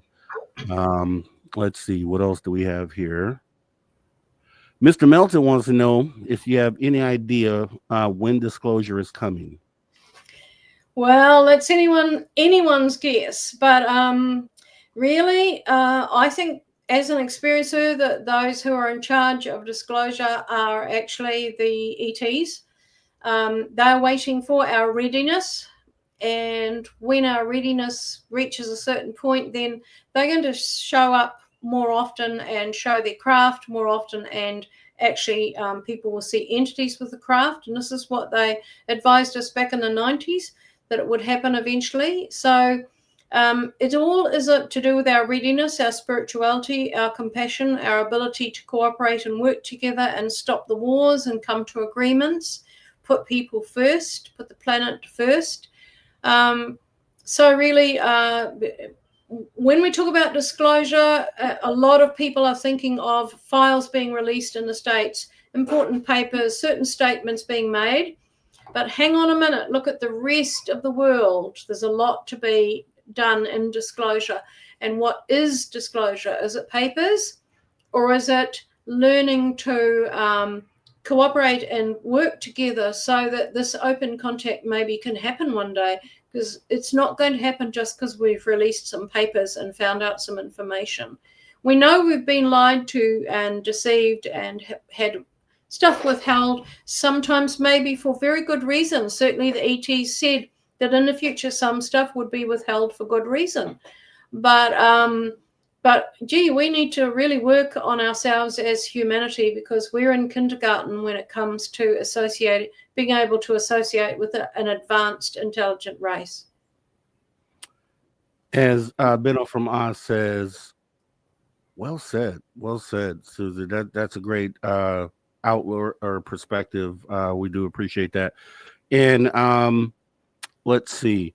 Amy WC is saying, you mentioned alien entertainment. Is that us? No, but they did say that reached into my mind and picked out a word and said, we think you are fickle. And that's probably a really good description of humans. We're fickle, we're indecisive, we make bad decisions, or we change our decisions very rapidly. But no, the entertainment I was referring to was an advanced form of virtual reality, which can take them anywhere in the universe. All right. And then Carrie Doyle was asking, do you know anything about their clothing, such as are they allergic to certain fabrics like cotton, linen? And then I guess, what are those bodysuits made out of that a lot of people report? Well, the fabric that I felt on a number of occasions holding hybrid babies and alien babies was like a plastic. And it was decades ago. It was like a soft fabric, but it had a memory to it. So they could do certain things with it. So they could imbue it with warmth. They could imbue it with softness. They could imbue it with the ability to absorb all kinds of things that they could do. And I was quite horrified to think that it was a form of plastic on a baby. But of course, last year I bought myself a parka, a raincoat kind of thing. And when it felt really soft and nice, and when I read what it was made out of, it was recycled plastic. So maybe it's not so bad after all, but I know that what they wear is a synthetic. It's cotton and linen belong to our society, and obviously they've developed something very different that suits their skin. And their skin is like it's like velvet to touch. So it actually has like a pile, if I can put it that way, on its surface that moves. So I guess what they wear on their skin has to be aligned with the needs of that kind of skin. All right. And let me see. Amy WC is asking, are the Pleiades, I guess she's saying she spelled it incorrectly, are they fake friendly? They're supposed to be friendly. I don't know. I haven't met people or beings who've called themselves Pleiadians. I have met what we call the Nordics, who look like very tall, very angular, very good-looking, Nordic-looking people. But as to what nationality they are or what species they are, I don't know. They didn't tell me, but they're the ones who taught me to fly a scout craft. All right. And let's see here. Okay. And we have Matt Gutka saying Suzy is spot on. Benno from Oz agrees 100%. And with that being said, let's go ahead and get you to talk about where people can find your book. We've been posting it all night in the chat, but if you could verbally let everybody know where they can find the book. Okay, my book is on Amazon. It's written in French and it's written in English. There's two versions. You can get in English, you can get both the Kindle and the paperback. I'm on Facebook under Suzy Hansen. I've got a YouTube channel, Suzanne Hansen. And I run UFocus NZ in New Zealand, which I founded back in the year 2000. That's probably about it. I belong to ISA, which is the International Coalition for Extraterrestrial Research. I'm on their executive committee, founding member, and I'm the New Zealand representative and Australasian continental director, so I do a lot of work there. And I have Communicator Link, which is a website for advocacy and assistance and support of experiencers and abductees, contactees. Awesome stuff. And let's see. Benno from Oz is saying, check Suzy out on Breaking the Silence too. Oh, yes, that's right. I've recently done an interview with Steve Neal and he's animated it, which I'm very grateful for. It's a chapter 26 in my book. He's animated. Awesome stuff. And I'm doing a show on my channel coming up here. I'll probably do it tomorrow. And I'm asking the question, where are the bodies? What would be your answer to that if you had to speculate? What bodies? The non-human intelligence. Where do you think they are? Who do you think has possession? Oh, you mean recovered bodies, you mean? Yes, yes. Okay. Well, I don't know. I'm outside of the States when it comes to those sorts of things. That's a difficult one. Maybe military. I'm feeling like probably military, and I'm going to elaborate on that more on the show tomorrow. But I just, age of disclosure, they released this graph showing the legacy program, which That's showed right. CIA, showed DOE, Department of Energy, government contractors, United States Air Force. And I just feel like if we're giving the craft to these contractors, they're not going to give the bodies to the contractor. That's just not going to happen. So No. Department of Energy is probably working with the contractors on propulsion, reverse engineering.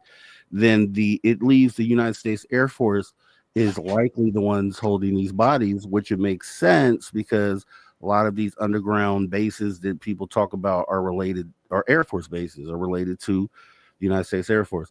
So I think that's the answer, but we'll find out hopefully one day here. Appreciate you, Suzy, for taking the time, coming in all the way from New Zealand and joining us here tonight. Do you have anything you want to leave the audience with? Any last quick word?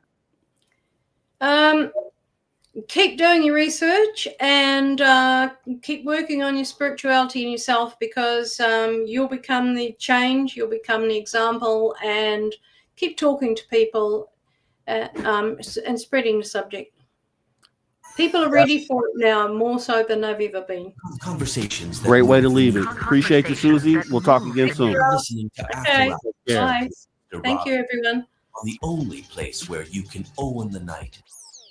Spaced Out Radio. Spaced Out Radio. You've tuned your dial to the right frequency.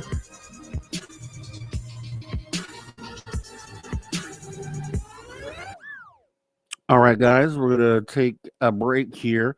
And if you wouldn't mind, let's please take the time and hit the likes. I don't know where we're at, but we would love to get them as high as we can. Putting on a free show, all we ask for is some interaction with that like button. Hit the like or dislike. Let us know what you thought. See you back here in just a minute.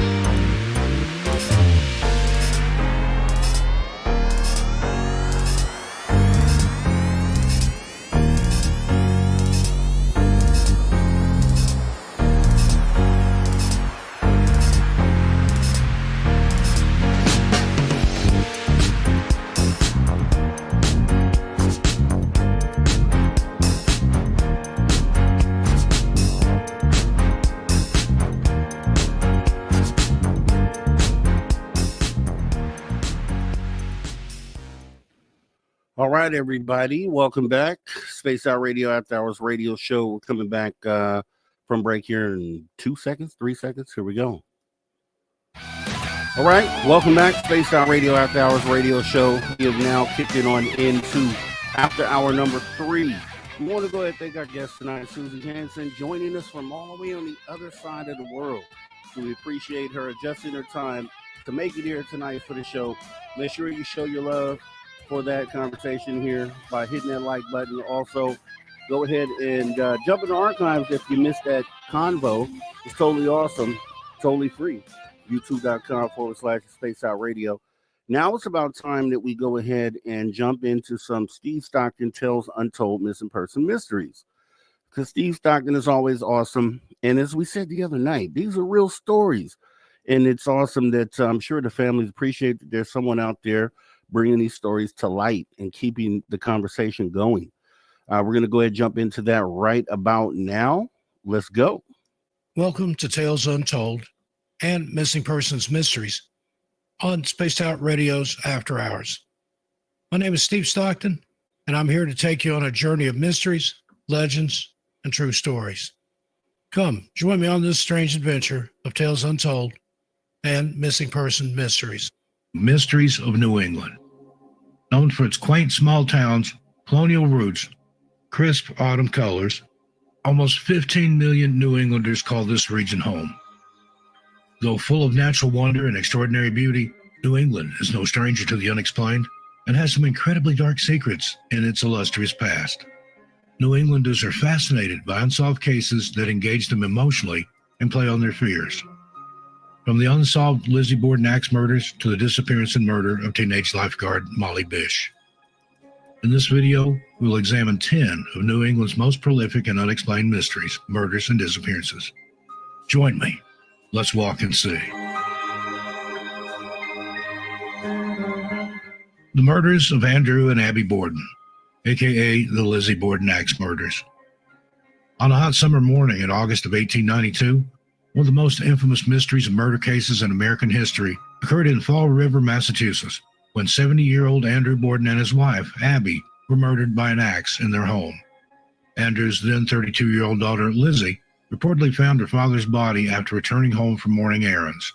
The family's maid, Bridget Sullivan, discovered Abby's body in the second-floor guest room. Though generally viewed as a reputable community member, Lizzie was deemed a suspect in the double homicide, and her trial began on June 5, 1893. Prosecutors alleged she tried to purchase poison the day before the murders and burned one of her dresses several days later.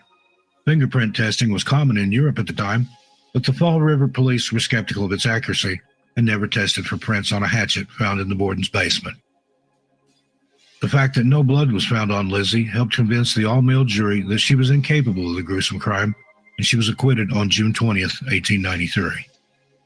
Some have speculated that the killer was Andrew Borden's illegitimate son, William Borden, who snapped after Andrew failed to submit to his extortion demands regarding finances. However, no other suspects were ever charged with the murders, and Lizzie succumbed to pneumonia in Fall River on June 1st, 1927. The Borden family home has since been transformed into the Lizzie Borden Bed and Breakfast Museum, which continues to attract visitors to this day. Located at 230 2nd Street, visitors at the bed and breakfast report doors opening and closing on their own, along with a mysterious floral scent that some attribute to the Borden's restless spirits. Next, we have the kidnapping and murder of Holly Parainen. On August 5, 1993, 10-year-old Holly Parainen returned to her grandparents' rural summer cottage on South Pond in Sturbridge, Massachusetts, where she was vacationing with her family. Holly spent the morning swimming with her father and two brothers. After returning to the cottage, Holly and her 5-year-old brother, Zach, walked a few hundred yards to a fence at the back of a neighbor's yard to visit a litter of collie puppies. Zach returned without Holly a short time later. The family looked for Holly, but only one of her sneakers was found near the roadway. A massive search was launched, but sadly, 73 days later, on October 23, 1993, Holly's remains were found in a wooded area near Five Bridge Road in Brimfield, Massachusetts. Now, while there's no shortage of persons of interest, Holly's killer has never been found. In 2023, the district attorney's office announced a slight breakthrough after a tank top was located at the crime scene, and the public was asked to help identify where the shirt came from or who it belonged to. Anyone with any information on the disappearance and murder of Holly is asked to call the Massachusetts State Police Detective Unit at 413-505-5993 or text a tip to crimes, that's 274-637, and type solve Holly Paranen and your tip in the message. Now we have the kidnapping and murder of Molly Bish. On June 27, 2000, 16-year-old Molly Bish of Warren, Massachusetts, vanished just a day after she started working as a lifeguard at a pond in her hometown. The search to find her became the most extensive search for a missing person in Massachusetts history. Molly's story would later become the focus of a 2002 feature by Mel Allen, an editor for Yankee magazine. At the time of the article, Molly's parents still had hope that their daughter was alive. Sadly, Molly's remains were recovered just 5 miles from her home the following year. The party or parties responsible have never been found, making Molly's case one of New England's most frustrating unsolved mysteries. Massachusetts State Police encourage anyone with information on Molly's case to call their anonymous tip line at 508-453-7575. Next, the Smutty Nose Murders. On March 6, 1873, Karen Christensen and her sister-in-law Anathay were brutally murdered by an axe after midnight on the island of Smutty Nose, located off the Portsmouth, New Hampshire coast. Karen's sister, Maren Hontvedt, survived the attack and testified in the trial against the accused killer, Louis Wagner. Wagner, a drifter, was once a boarder at their Smutty Nose house. Maren's accounts of the attack horrified and fascinated the nation. Wagner was convicted and hanged at the Maine State Prison in Thomaston on June 25, 1875.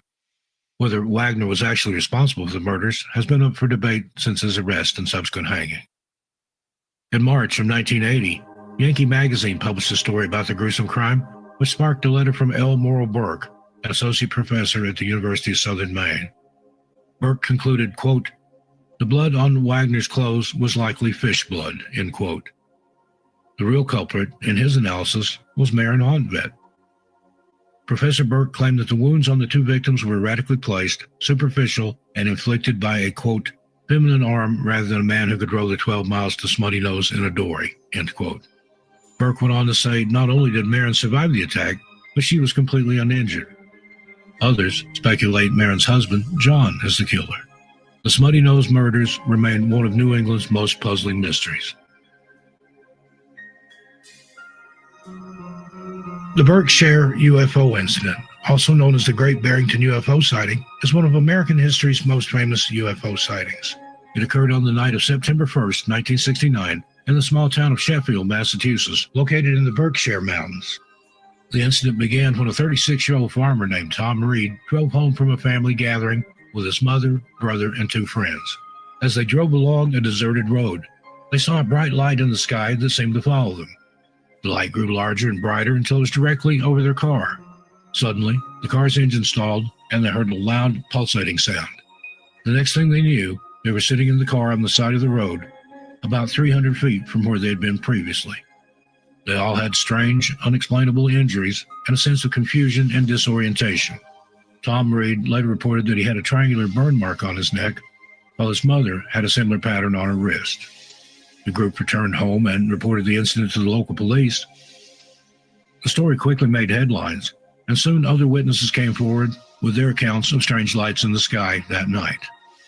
The most compelling testimony came from a local radio station employee who claimed to have seen a large metallic craft hovering over the town.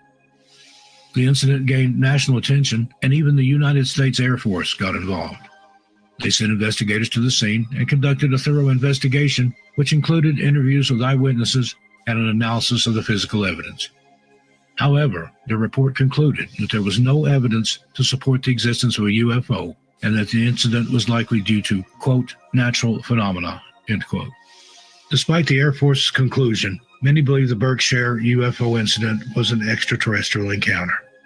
Numerous books, articles, and documentaries have been written and filmed in the years since the incident, and it has become a staple of UFO lore. One of the most intriguing aspects of the Berkshire UFO incident is the number of witnesses who came forward. While the original group consisted of only 5 people, more than 40 others reported seeing strange lights in the sky that night. Many of these witnesses were highly respected members of the community, including police officers, firefighters, and government officials. Another puzzling aspect of this incident is the physical evidence. The triangular burn marks on Tom Reed's neck and his mother's wrist are challenging to explain, and some have suggested that they are evidence of alien abduction. The fact that the car's engine stalled and the group sensed a sense of disorientation is also consistent with other UFO encounters. The Berkshire UFO incident is one of American history's most intriguing sightings. While the Air Force investigation concluded that there was no evidence to support the existence of a UFO, many people remain convinced that the incident was an actual extraterrestrial encounter. The number of witnesses and the physical evidence make the incident challenging to dismiss. And now, frozen to death. Another of New England's most unusual unsolved mysteries was chronicled by former Yankee editor-in-chief Judson Hale, who recounted the tale in his 1982 book, Inside New England. In 1939, Dr. Temple S. Fay of Philadelphia, who experimented with freezing human organs, gave a lecture in Providence, Rhode Island, in which he related a grotesque story he believed to be valid. Fay said the incident occurred just outside Montpelier, Vermont, around 1900. Dr. Fay read from an old diary kept by his late uncle, Williams. Williams visited a remote community outside Montpelier on January 7th and found all the community's elders lying on a cabin floor, drugged and unconscious. Williams describes how the elders were nude except for a single garment, carried outside into the bitter cold air and placed on logs. Williams continued, quote, "And the full moon, occasionally obscured by flying clouds, shone on their upturned, ghastly faces, and a horrible fascination kept me by the bodies as long as I could endure the severe cold. Soon the noses, ears, and fingers began to turn white. Then the limbs and faces assumed the tallow look. I could stand the cold no longer and went inside, where I found the friends in cheerful conversation. In about an hour, I went out and looked at the bodies. They were fast freezing," end quote. Fay continues, quote, "The next day, the bodies were covered with straw, placed in layers in a huge wooden enclosure to protect them from animals, and left there," end quote. The following May, all the frozen elders were brought inside and placed in tubs of warm water with hemlock until they revived, after which they went about their business refreshed by their long sleep of 4 months. What actually occurred in Montpelier that winter remains a mystery. That brings us to the Isabella Stewart Gardner Museum heist. On March 18, 1990, 2 men posing as police officers responding to a disturbance call entered the Isabella Stewart Gardner Museum in Boston, Massachusetts. Ultimately, this was only a scheme to swipe valuable works of art. The suspects tied up the guards and stole 13 pieces of art valued at more than $500 million, including works by Vermeer, Rembrandt, Degas, and Manet. It is the most significant theft of private property in terms of sheer value in history. It is speculated that the robbery was the work of a criminal organization, but no arrests have ever been made. The Gardner Museum continues to offer a monetary reward for information leading to the recovery of the art, and the spaces in the museum where the paintings once hung remain empty. Next, the strange disappearance of Brittany T. On January 10, 2023, 35-year-old Brittany T. vanished after leaving the Brookfield, Massachusetts home she shared with her boyfriend. Brittany's vehicle reportedly was not working, and she left on foot on one of the coldest nights of the year. Brittany's loved ones say it's unlike her to disappear without making contact. She was reported missing by her family a few days later, prompting an immediate search of the area. The case had a heavy social media presence from the beginning, and a Facebook group keeps the public notified of any updates. Local woods, backyards, parked cars, and parks, such as Lewis Field, near where Brittany was last seen, were searched. Among those interviewed were Brittany's boyfriend, who was described as cooperative. Authorities said there is no evidence a crime was committed, and no suspects have been named. Brittany T. is 5 foot 6 inches tall with brown hair and blue eyes, and was last seen wearing a black winter coat, hoodie, jeans, and work boots. As previously mentioned, temperatures were near record lows when Brittany went missing. Anyone with any information on Brittany's disappearance or whereabouts is asked to call the dedicated tip line at 508-453-7589.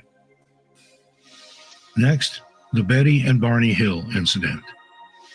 Now, there have been numerous UFO sightings since the first reported one in 1947. One of the most notable is that of Betty and Barney Hill, an American couple who became famous in the 1960s for claiming to be abducted by extraterrestrial beings. The Hills were driving back to their Portsmouth, New Hampshire home on September 19, 1961, after vacationing in Canada.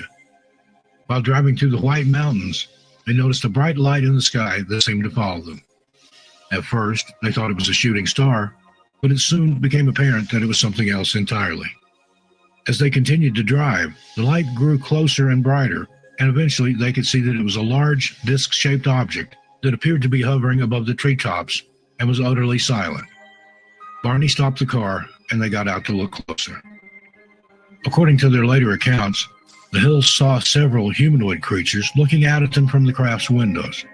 These beings were described as about 5 feet tall, with gray skin and large wraparound eyes. They were wearing black uniforms and seemed to be communicating with each other in a language that the Hills could not understand. Terrified, the Hills fled to their car and left as fast as possible. They began to experience strange sensations, including a tingling sensation in their bodies and a buzzing sound in their ears. They claimed the car was vibrating and the steering wheel was becoming difficult to control.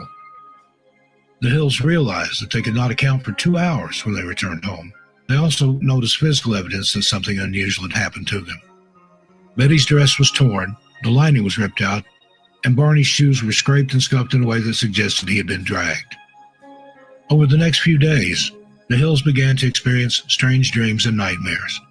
Betty dreamed of being taken aboard the craft and subjected to a medical examination, while Barney dreamed of being interrogated by these beings.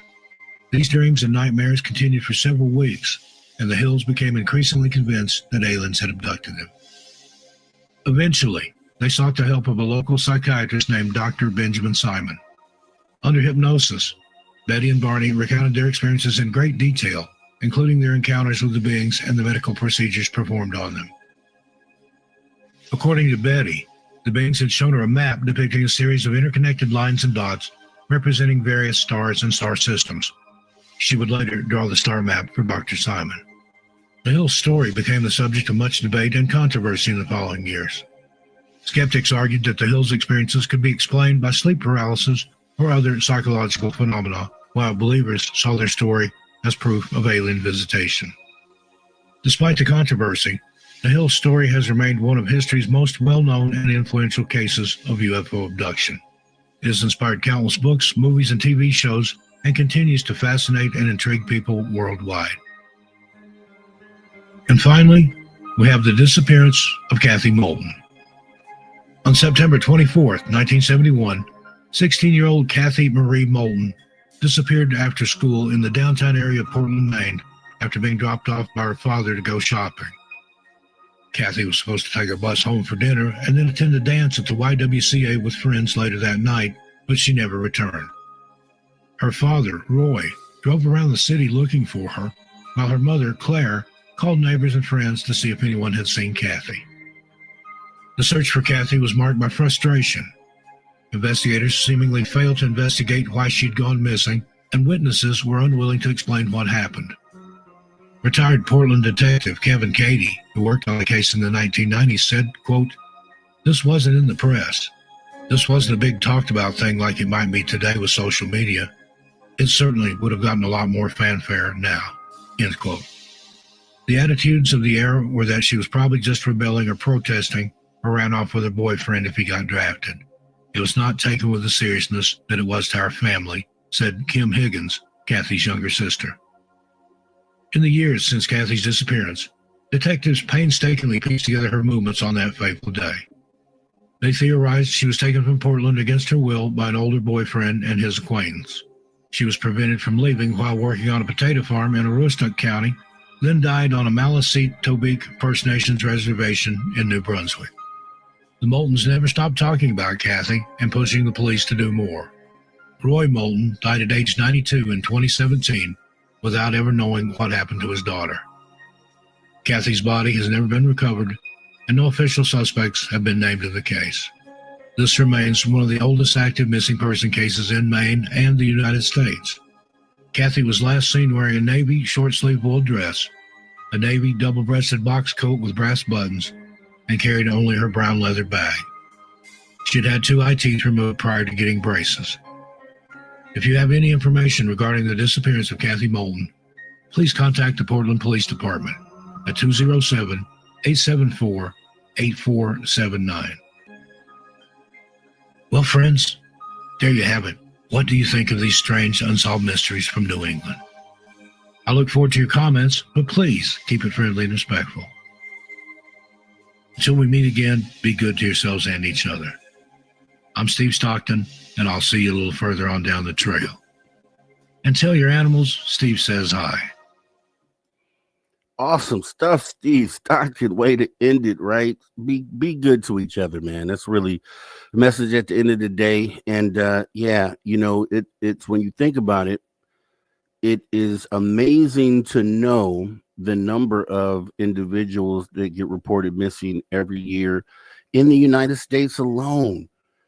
It was crazy. The number, I think it was somewhere between 600,000 and 800,000 people. That is crazy. A lot of the cases get solved. You know, a lot of people aren't missing forever. Some people come back. Some people are found, unfortunately, not in the best circumstances. But when you think about that, 600,000 to 800,000 people reported missing just in the United States. Just imagine if you just did the math on all these different areas of the world where people are going missing and what that total number is. If it's 600,000 to 800,000 here in the United States, we have 350 million people. There are a lot of countries with a lot more people than that. And you would have to assume that the missing number for them is at least that or maybe even higher. And it gets into this astronomical number that is insane. And then you have to ask yourself at that point, why are they missing? Is it just, foul play? Is it someone got lost and, unfortunately something happens? Yeah. And then obviously, as we talk in this subject about the whole UFO experience and the fact that we at least know that these things are here, they're in these vehicles or these ships, they're getting out on occasion, with all the different sightings that we know about.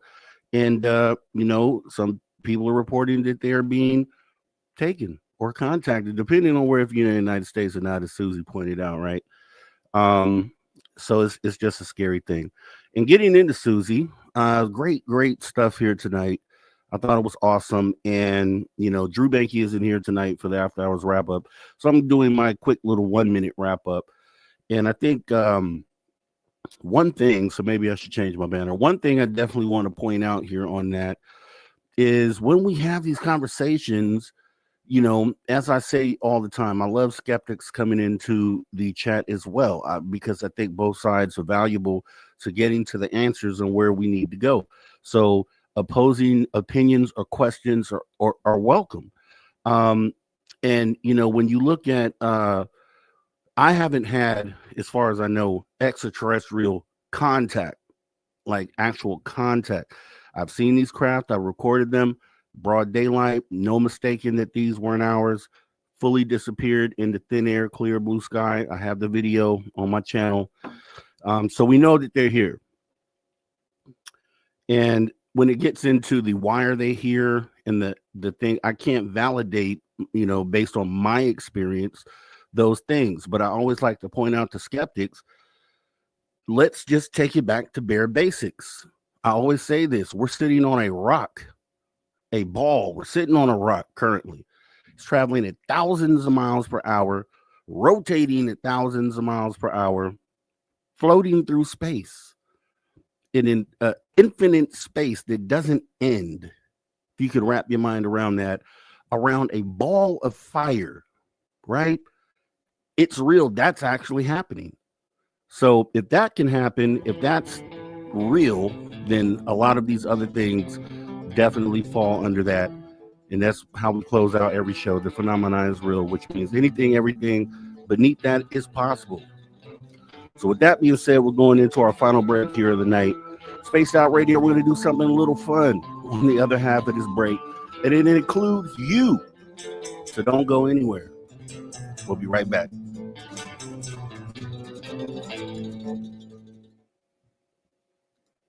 All right, we are clear. So here's what I want to do. We're on a 5-minute break here. It says we're not doing a full after hours wrap up. I just gave my 1-minute wrap up there. What I want to do is I want a little bit of viewer participation. We're going to do that, and then I'm going to go into the UFO story, weird news of the week. So we're going to run this viewer engaged segment for about 10 minutes, a little 10, 12 minutes. And what I would like for you to do, because I'm always history is a good indicator of things that we are currently dealing with sort of person, right? We always talk about that. So what I would like is to have you put in the chat and put it in caps so I can tag these, because we're gonna go over as many of these as we can. Some of the more obscure UFO cases that aren't really talked about a lot. And we're gonna look those up.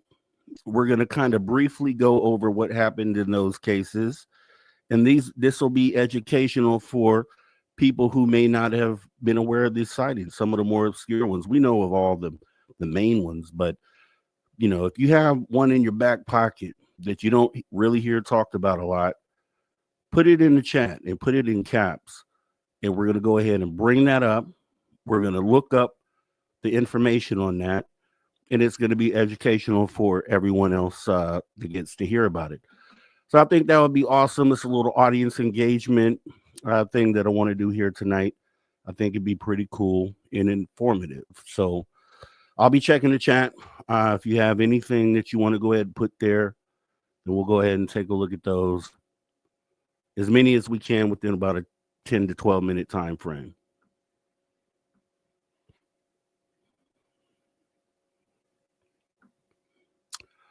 Oh, was not aware of this. Well, let me bring that up. So tonight, November 30th, apparently is the 11th anniversary of the launch of Spaced Out Radio. Was not aware of that, but that's actually pretty awesome that happens to fall on tonight. So congratulations to Spaced Out Radio for being on air for 11 years, and hopefully many more years to come. And that's good stuff. So awesome that you put that out there, Paramore. And pretty good stuff. So yeah, definitely put some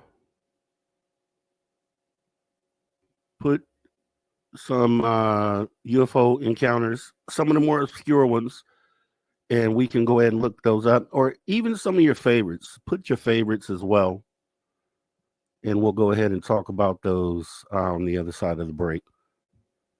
Happy anniversary, Spaced Out Radio from Matt Gutka. Awesome stuff. Wish I had some horns and bells that I could play for you here.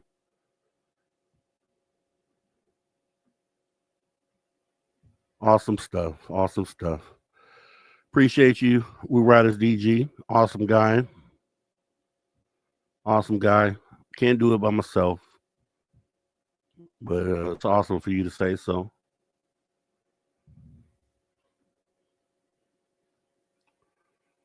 Let's see. Okay. Let me try to bring these up here. We got a couple. Let me try to bring those up before we come back here. We got about a minute and a half.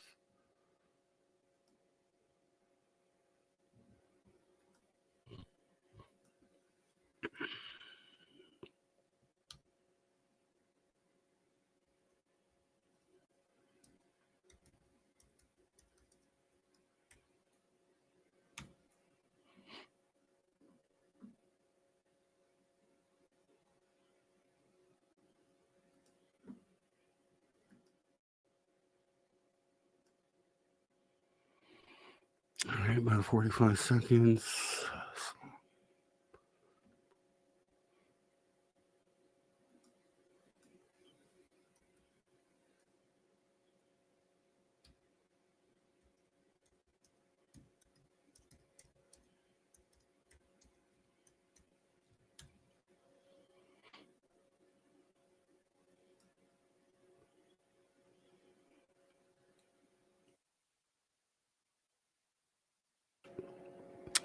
All right, we got about 10 seconds here. I got a couple of these up that we can run with.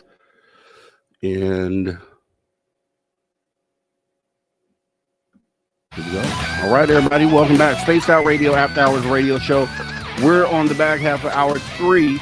We've had a fantastic show here tonight, and we're going to do something a little different. Since Drew Banky is not in tonight, feeling under the weather, as we talked about last night, we're going to have audience participation tonight. We're going to do that, but guess what? Our archive is free, so if you missed the Suzy Hansen interview, you're in luck. You can hop in the archive anytime. Space Out Radio on YouTube. And we're going to go ahead and look into some more of the obscure UFO cases as recommended by you, the viewer. So we have a few of these out here that I've tagged, and we are going to take a look at the first case here. We're just going to kind of talk about these. Someone is recommended, and that is JBW8471 has brought up one of the more obscure UFO cases, Moss Landing UFO, 1997. It was on Coast to Coast back in 2015. And I found a Reddit on that. So we're going to go ahead and read from the Reddit and kind of, bring you guys up to speed. For those who may not have ever heard of this case, and myself included, right? We're going to learn something here today. So, according to this Reddit, this is the Reddit for this particular case, says this 1997 Moss Landing power plant UFO event on, it says California's coast. Okay, so I don't know. This is a Reddit, so we're going to see what it says here. It says in mid-August 1997, Joy Williams, her husband Tom Williams, and their friend Emily had dinner at their home overlooking Monterey Bay in Aptos, California. From her balcony, Joy noticed a bright yellow-green glow in the water, maybe a quarter-mile offshore, well inside the northern edge of the bay. For the next few minutes, the glow slowly brightened until a gigantic egg-shaped object rose from the water. Quote, "It was huge," Joy said. "It was really big, and as it was coming out, I could see all the kelp slipping off of it. It rose out slowly." Joy called for Tom and Emily, and all three watched the object in shock through a telescope they had on deck. The object moved slowly north, skirting the shore. Joy later told MUFON investigators, quote, "When we looked at it through the spyglass, we could see portholes all around the center of it. There were about a dozen visible portholes, all elliptically shaped, alternating green and amber in color. The object was still moving slowly north and was gold amber color. After an estimated 10 minutes, the object stopped right next to the smokestacks of the nearby coal-fired plant at Moss Landing. The object's light illuminated the smokestacks themselves, which were 500 feet in height. The object hovered immediately next to the tops. Using the smokestacks, using the smokestacks as a reference, the trio estimated the object to be at least 50 feet across. Tom seemed to take the experience in stride. Joy felt slightly nervous and wondered if the occupants of the object realized that they were being observed. Emily was the most upset of the three.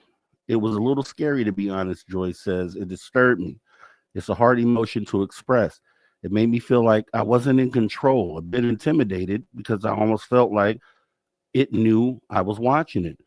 What happened next left them all stunned. A gigantic metallic arm emerged from the side of the craft, furthest from the smokestacks. The arm grew out of the object, extended upward and over the top of the craft, and then continued downward on the other side.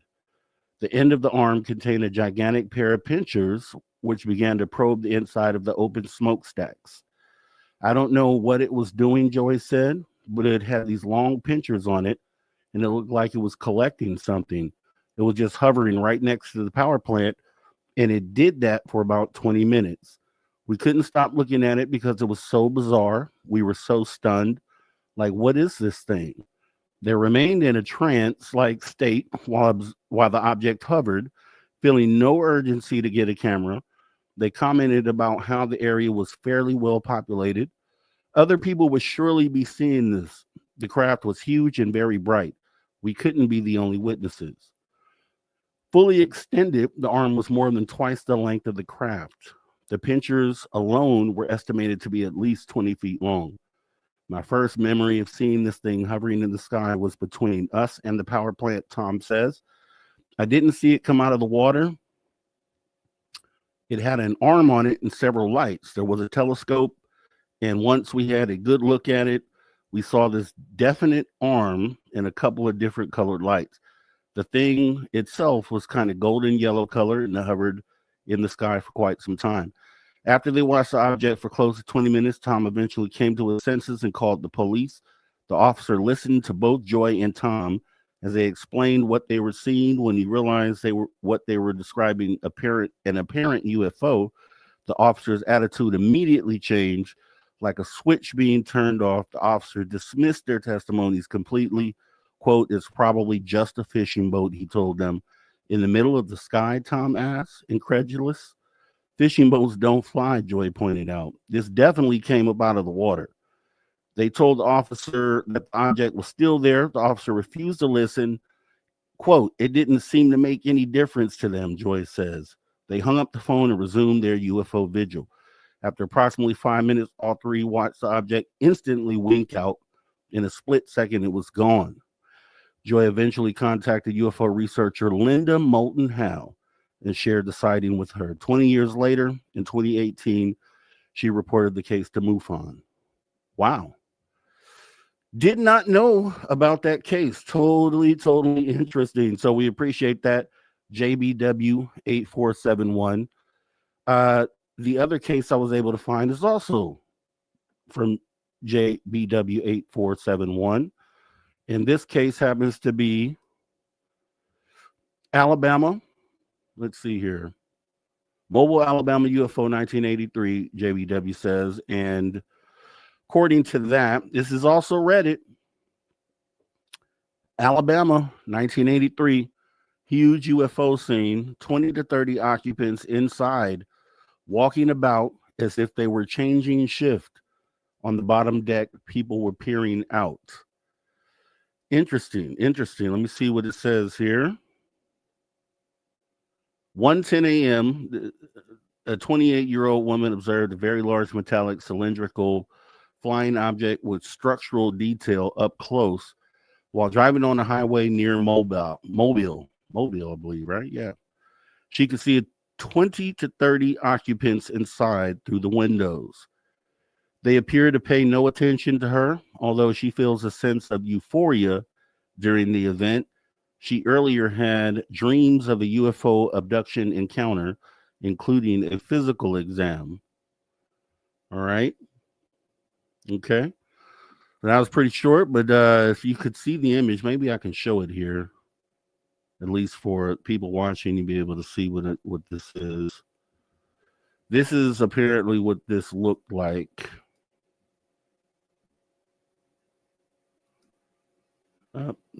Not like Steve Stockton. It looked like this. Nope. All right. Bunch of windows. Apparently, she was able to see in this thing and saw 20 to 30 occupants walking around. I'm going to look for this other one here. There was another one recommended by viewer Amy WC. And I want to see if we can find this one here. Salagi in North Carolina. Never heard of that. And let's see if I can locate that.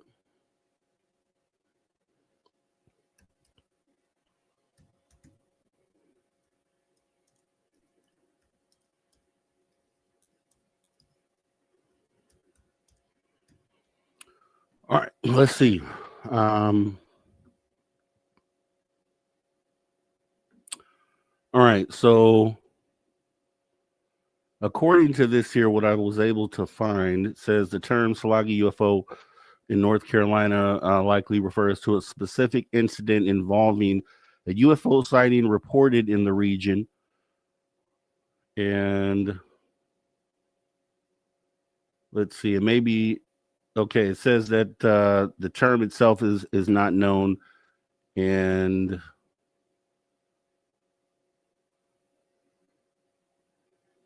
okay, but it does list prominent UFO reports in North Carolina. So I'll go ahead and go over those. It shows included sightings like a rotating disc over Shelby, a swarm of lights in Pamlico Sound, and other numerous reports of strange lights, which have been the subject of widespread discussion and investigation. Notable sightings in North Carolina would have been the Shelby disc. In October 2019, a driver filmed a disc-like object over Shelby that appeared to be stationary and rotating before disappearing. The Pamlico Sound lights, also in October of 2019, a video captured a group of 14 lights hovering over Pamlico Sound, which sparked debate about whether they were military flares or something else. We have the Brown Mountain Lights, also in North Carolina. These are a series of ghost lights reported for many years near Brown Mountain. And let me see if there's another one here. There's the UFOs in North Carolina. And let me see what's... Okay, it's just a reporting site. Okay, well, yeah, well, that's it. That's it. We're going to go ahead and get ready to jump into this weird news. I think that was awesome to be able to see some of the more obscure UFO stories out there, especially the Moss Landing one.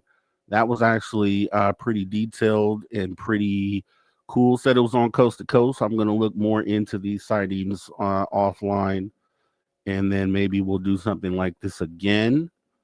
But for now, we're going to go ahead and get ready to wrap up the show, go over a couple stories here with the UFO and weird news of the week. This is more weird news of the week, more than UFO weird news of the week. So we're going to go ahead, jump into that right about now. Here we go. Ladies and gentlemen, I please have your attention. I've just been handed an urgent and horrifying news story. But I need all of you to stop what you're doing and listen. All right, UFO and weird news of the week. I have a couple stories here. One of these has to do with, I don't know if you're familiar with D.B. Cooper. It has been a mystery of who this person actually was. A lot of, dead ends. A lot of people claim to who have been related to this individual. I've seen at least 2 or 3 different stories where someone has figured out who D.B. Cooper was. Now, man, this is the latest story here. Man says it's extremely possible his dad was D.B. Cooper after new evidence uncovered. The case of D.B. Cooper has baffled people for generations. A man believes it is extremely possible that his father may be notorious skyjacker D.B. Cooper, following a compelling new theory. Who is D.B. Cooper? It's a mystery which has baffled everyone from the FBI to internet sleuths and conspiracy theorists over the decades. On November 24th, I guess it's anniversary, right? 6 days ago. On November 24th, 1971, a man by the name of Dan Cooper boarded a flight from Portland, Oregon to Seattle, Washington. After purchasing a ticket in cash from the airport. Once the flight was airborne, Cooper handed a note to a flight attendant informing her that he had a bomb and gave her the following list of demands: $200,000 cash, roughly close to $1 million in today's money, and 4 parachutes. He allowed the plane to land in Seattle and the other passengers to depart in exchange for the ransom before ordering the pilot to fly to Mexico. Around 30 minutes after the plane took off, Cooper opened an aircraft door and parachuted out, never to be seen again. 54 years on from the incident, and the case remains the only unsolved plane hijacking in U.S. history, with the hunt for Cooper officially ceasing in 2016. However, this has not stopped amateur detectives and true crime fans from sharing their theories about the case, including a claim from a man named Keith Bagsby, who believes his father, Joe Lackett, could have been D.B. Cooper. Could Joe Lackett be the mysterious D.B. Cooper? The theory that Joe Lackett could be the mysterious D.B. Cooper was put forward by the inventor and a licensed pilot, Bill Rollins, who wrote in his 2017 book that the secret to unmasking the identity of Cooper lies in his, quote, grudge. When asked by the flight attendant why he'd chosen to hijack a Northwest Orient Airlines flight, he replied, quote, "It's not because I have a grudge against your airlines. It's just because I have a grudge." Rollins' theory points to the fact that Lackett's daughter, Susan, had been unalived just 2 weeks before by her estranged husband during a botched hijacking. He believes the incident led to Lackett wanting revenge against the FBI, which he believed was responsible for her death. He also believes that Lackett matches the physical descriptions of Cooper and pointed to his military training, allowing him to jump from the aircraft. After writing his book, Rollins later contacted Lackett's son, Keith Bagsby, who acknowledged the theory is, quote, extremely possible. "I can understand Bill's theory, knowing what happened to my sister, but I was skeptical at first," he said in a recent interview with Mail Online. Quote, "I believe it's extremely possible. On one hand, it could have been Joe with all the circumstances at hand, but if so, he hid it very well from any of us." He continued, "The tragedy with Susan greatly affected Joe. He would talk about it from time to time. It genuinely saddened him, but we never discussed D.B. Cooper." The alleged motivation isn't Rollins' only argument that Joe Lackett is D.B. Cooper, pointing to a clip-on tie which he left behind on the plane. After being analyzed by volunteer scientists known as citizen sleuths, particles of titanium, stainless steel, and palladium were found on the tie, materials which suggest Cooper had worked in a metal processing plant. The fact that Lackett worked at Nashville Electronics, a factory which used several of these particles, is further evidence for Rollins that he was D.B. Cooper. However, not everyone believes Rollins' theory, with numerous alternative claims being put forward over the years. Retired agent Larry Carr, who was in charge of the case between 2006 and 2010, believes Cooper had limited military training and likely didn't survive the jump. Quote, "Plenty of folks have come up with a suspect and then cherry-picked their way backwards to a grudge. But that's a sure way back to back yourself into a hole," he added to Mail Online. Meanwhile, Eric Eulis, who created CooperCon, has dismissed other claims to be descendants of D.B. Cooper, previously debunking statements made by siblings Shante and Rick McCoy III about their father in an interview with a news outlet. So, the story of D.B. Cooper goes on, lives on, probably will never be solved. I know the FBI originally, I think right after this happened, found like money. They found some of the money kind of spread out in this wilderness area. The theory was he didn't make it. Some theories was the money got there because he dropped some of it, and that, I guess that'll be one that we just never know the answer to. And let's see if we can get another quick one out of here. Let's see. We have a story about lead flat earth conspiracy theorist who shares evidence one of the biggest events in human history was staged. Oh, here we go again. We're talking about the moon. A leading flat earther has argued that one of the biggest scientific achievements in human history was staged. Flat earth is a conspiracy theory that just refuses to die, regardless of how many astronauts blast off into space and photograph our home planet in all of their round, glorious beauty. Forget science, forget photographic evidence. In the mind of a hardcore flat earther, we live on a floating frisbee where the ocean just cascades over the side like an interstellar waterfall. One of the most prominent flat earthers in U.S. is U.S. content creator Mark Sargent, a man who is widely credited as popularizing the modern flat earth movement. Sargent regularly shares his theories on YouTube, believes planets are just lights on the ceiling, and he even appeared on Netflix 2018 documentary Behind the Curve. Sargent's beliefs have since expanded beyond flat earth to include ideas that Bigfoot walks among us and that astronauts are Freemasons. In Sargent's view of space, the absence of conventional planets means the 1969 moon landing wasn't possible, an argument which he outlines on Harry Robinson and Carl Regal's Mad Vet series, a podcast which aims to interview the most exclusive guests and uncover the maddest stories. So what does Sargent have to say about the moon landings? Quote, never let the truth get in the way of a good story, Sargent said of the Apollo 11 mission. Quote, you see what resonates with the public, you change a few details, and then the story becomes better. Sargent then went on to claim that soft spacesuits depicted in TV and film aren't scientifically possible, would suggest to him that the moon landings were fake.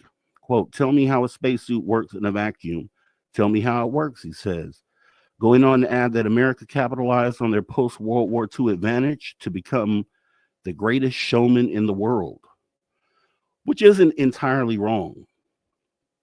Sargent, the Americans, if there is a rumor or a lie, will make us look better. We won't hesitate, he said. We absolutely will do it. You don't realize what happened after World War II. The rest of the world was smoldering, he said. Everybody was picking up ashes except America. America was like, let's start inventing stuff. And then somebody came up with the idea like, you know what? Let's say we went to the moon. Thankfully, due to the advancements of space technology, it won't be too long until the average person can head up into space and settle the debate once and for all. I don't know how you feel about flat Earth.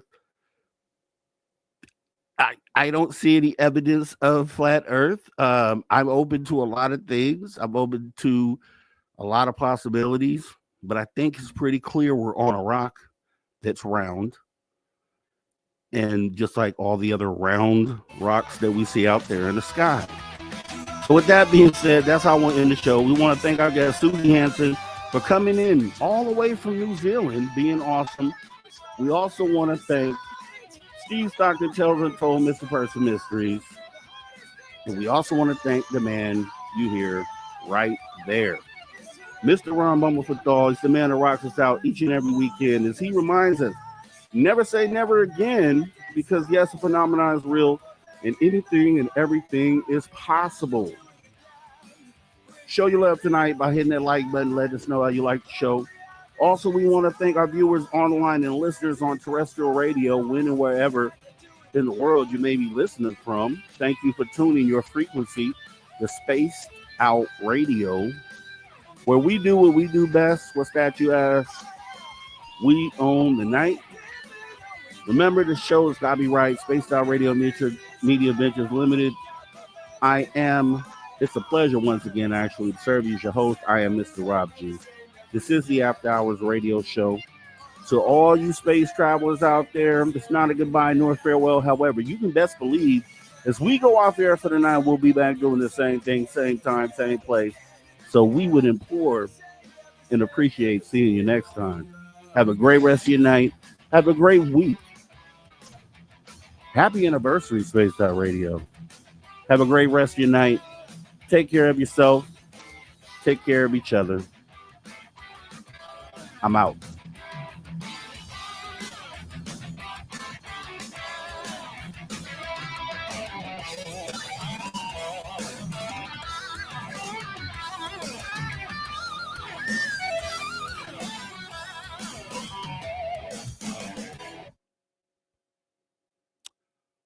All right, everybody. We are crystal clear.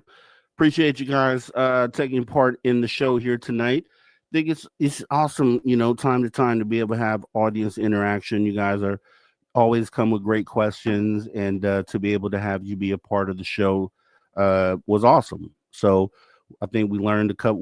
We talked about a couple of UFO experience or sightings tonight that maybe not a lot of people were aware of, and I think that adds value to the show. You walk away with something that you didn't know before, and that's always the goal here on the After Hours Radio Show. We want to have conversations that move the needle, and once again, we do appreciate you guys taking a part in that here tonight.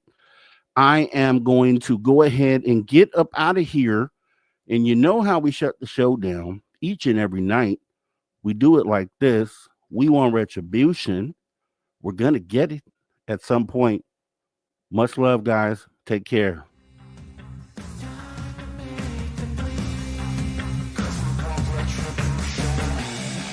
Cause we want retribution. Oh yeah, we want retribution. Oh yeah, we want retribution. Oh yeah, we want retribution. Yeah, we ran out of patience.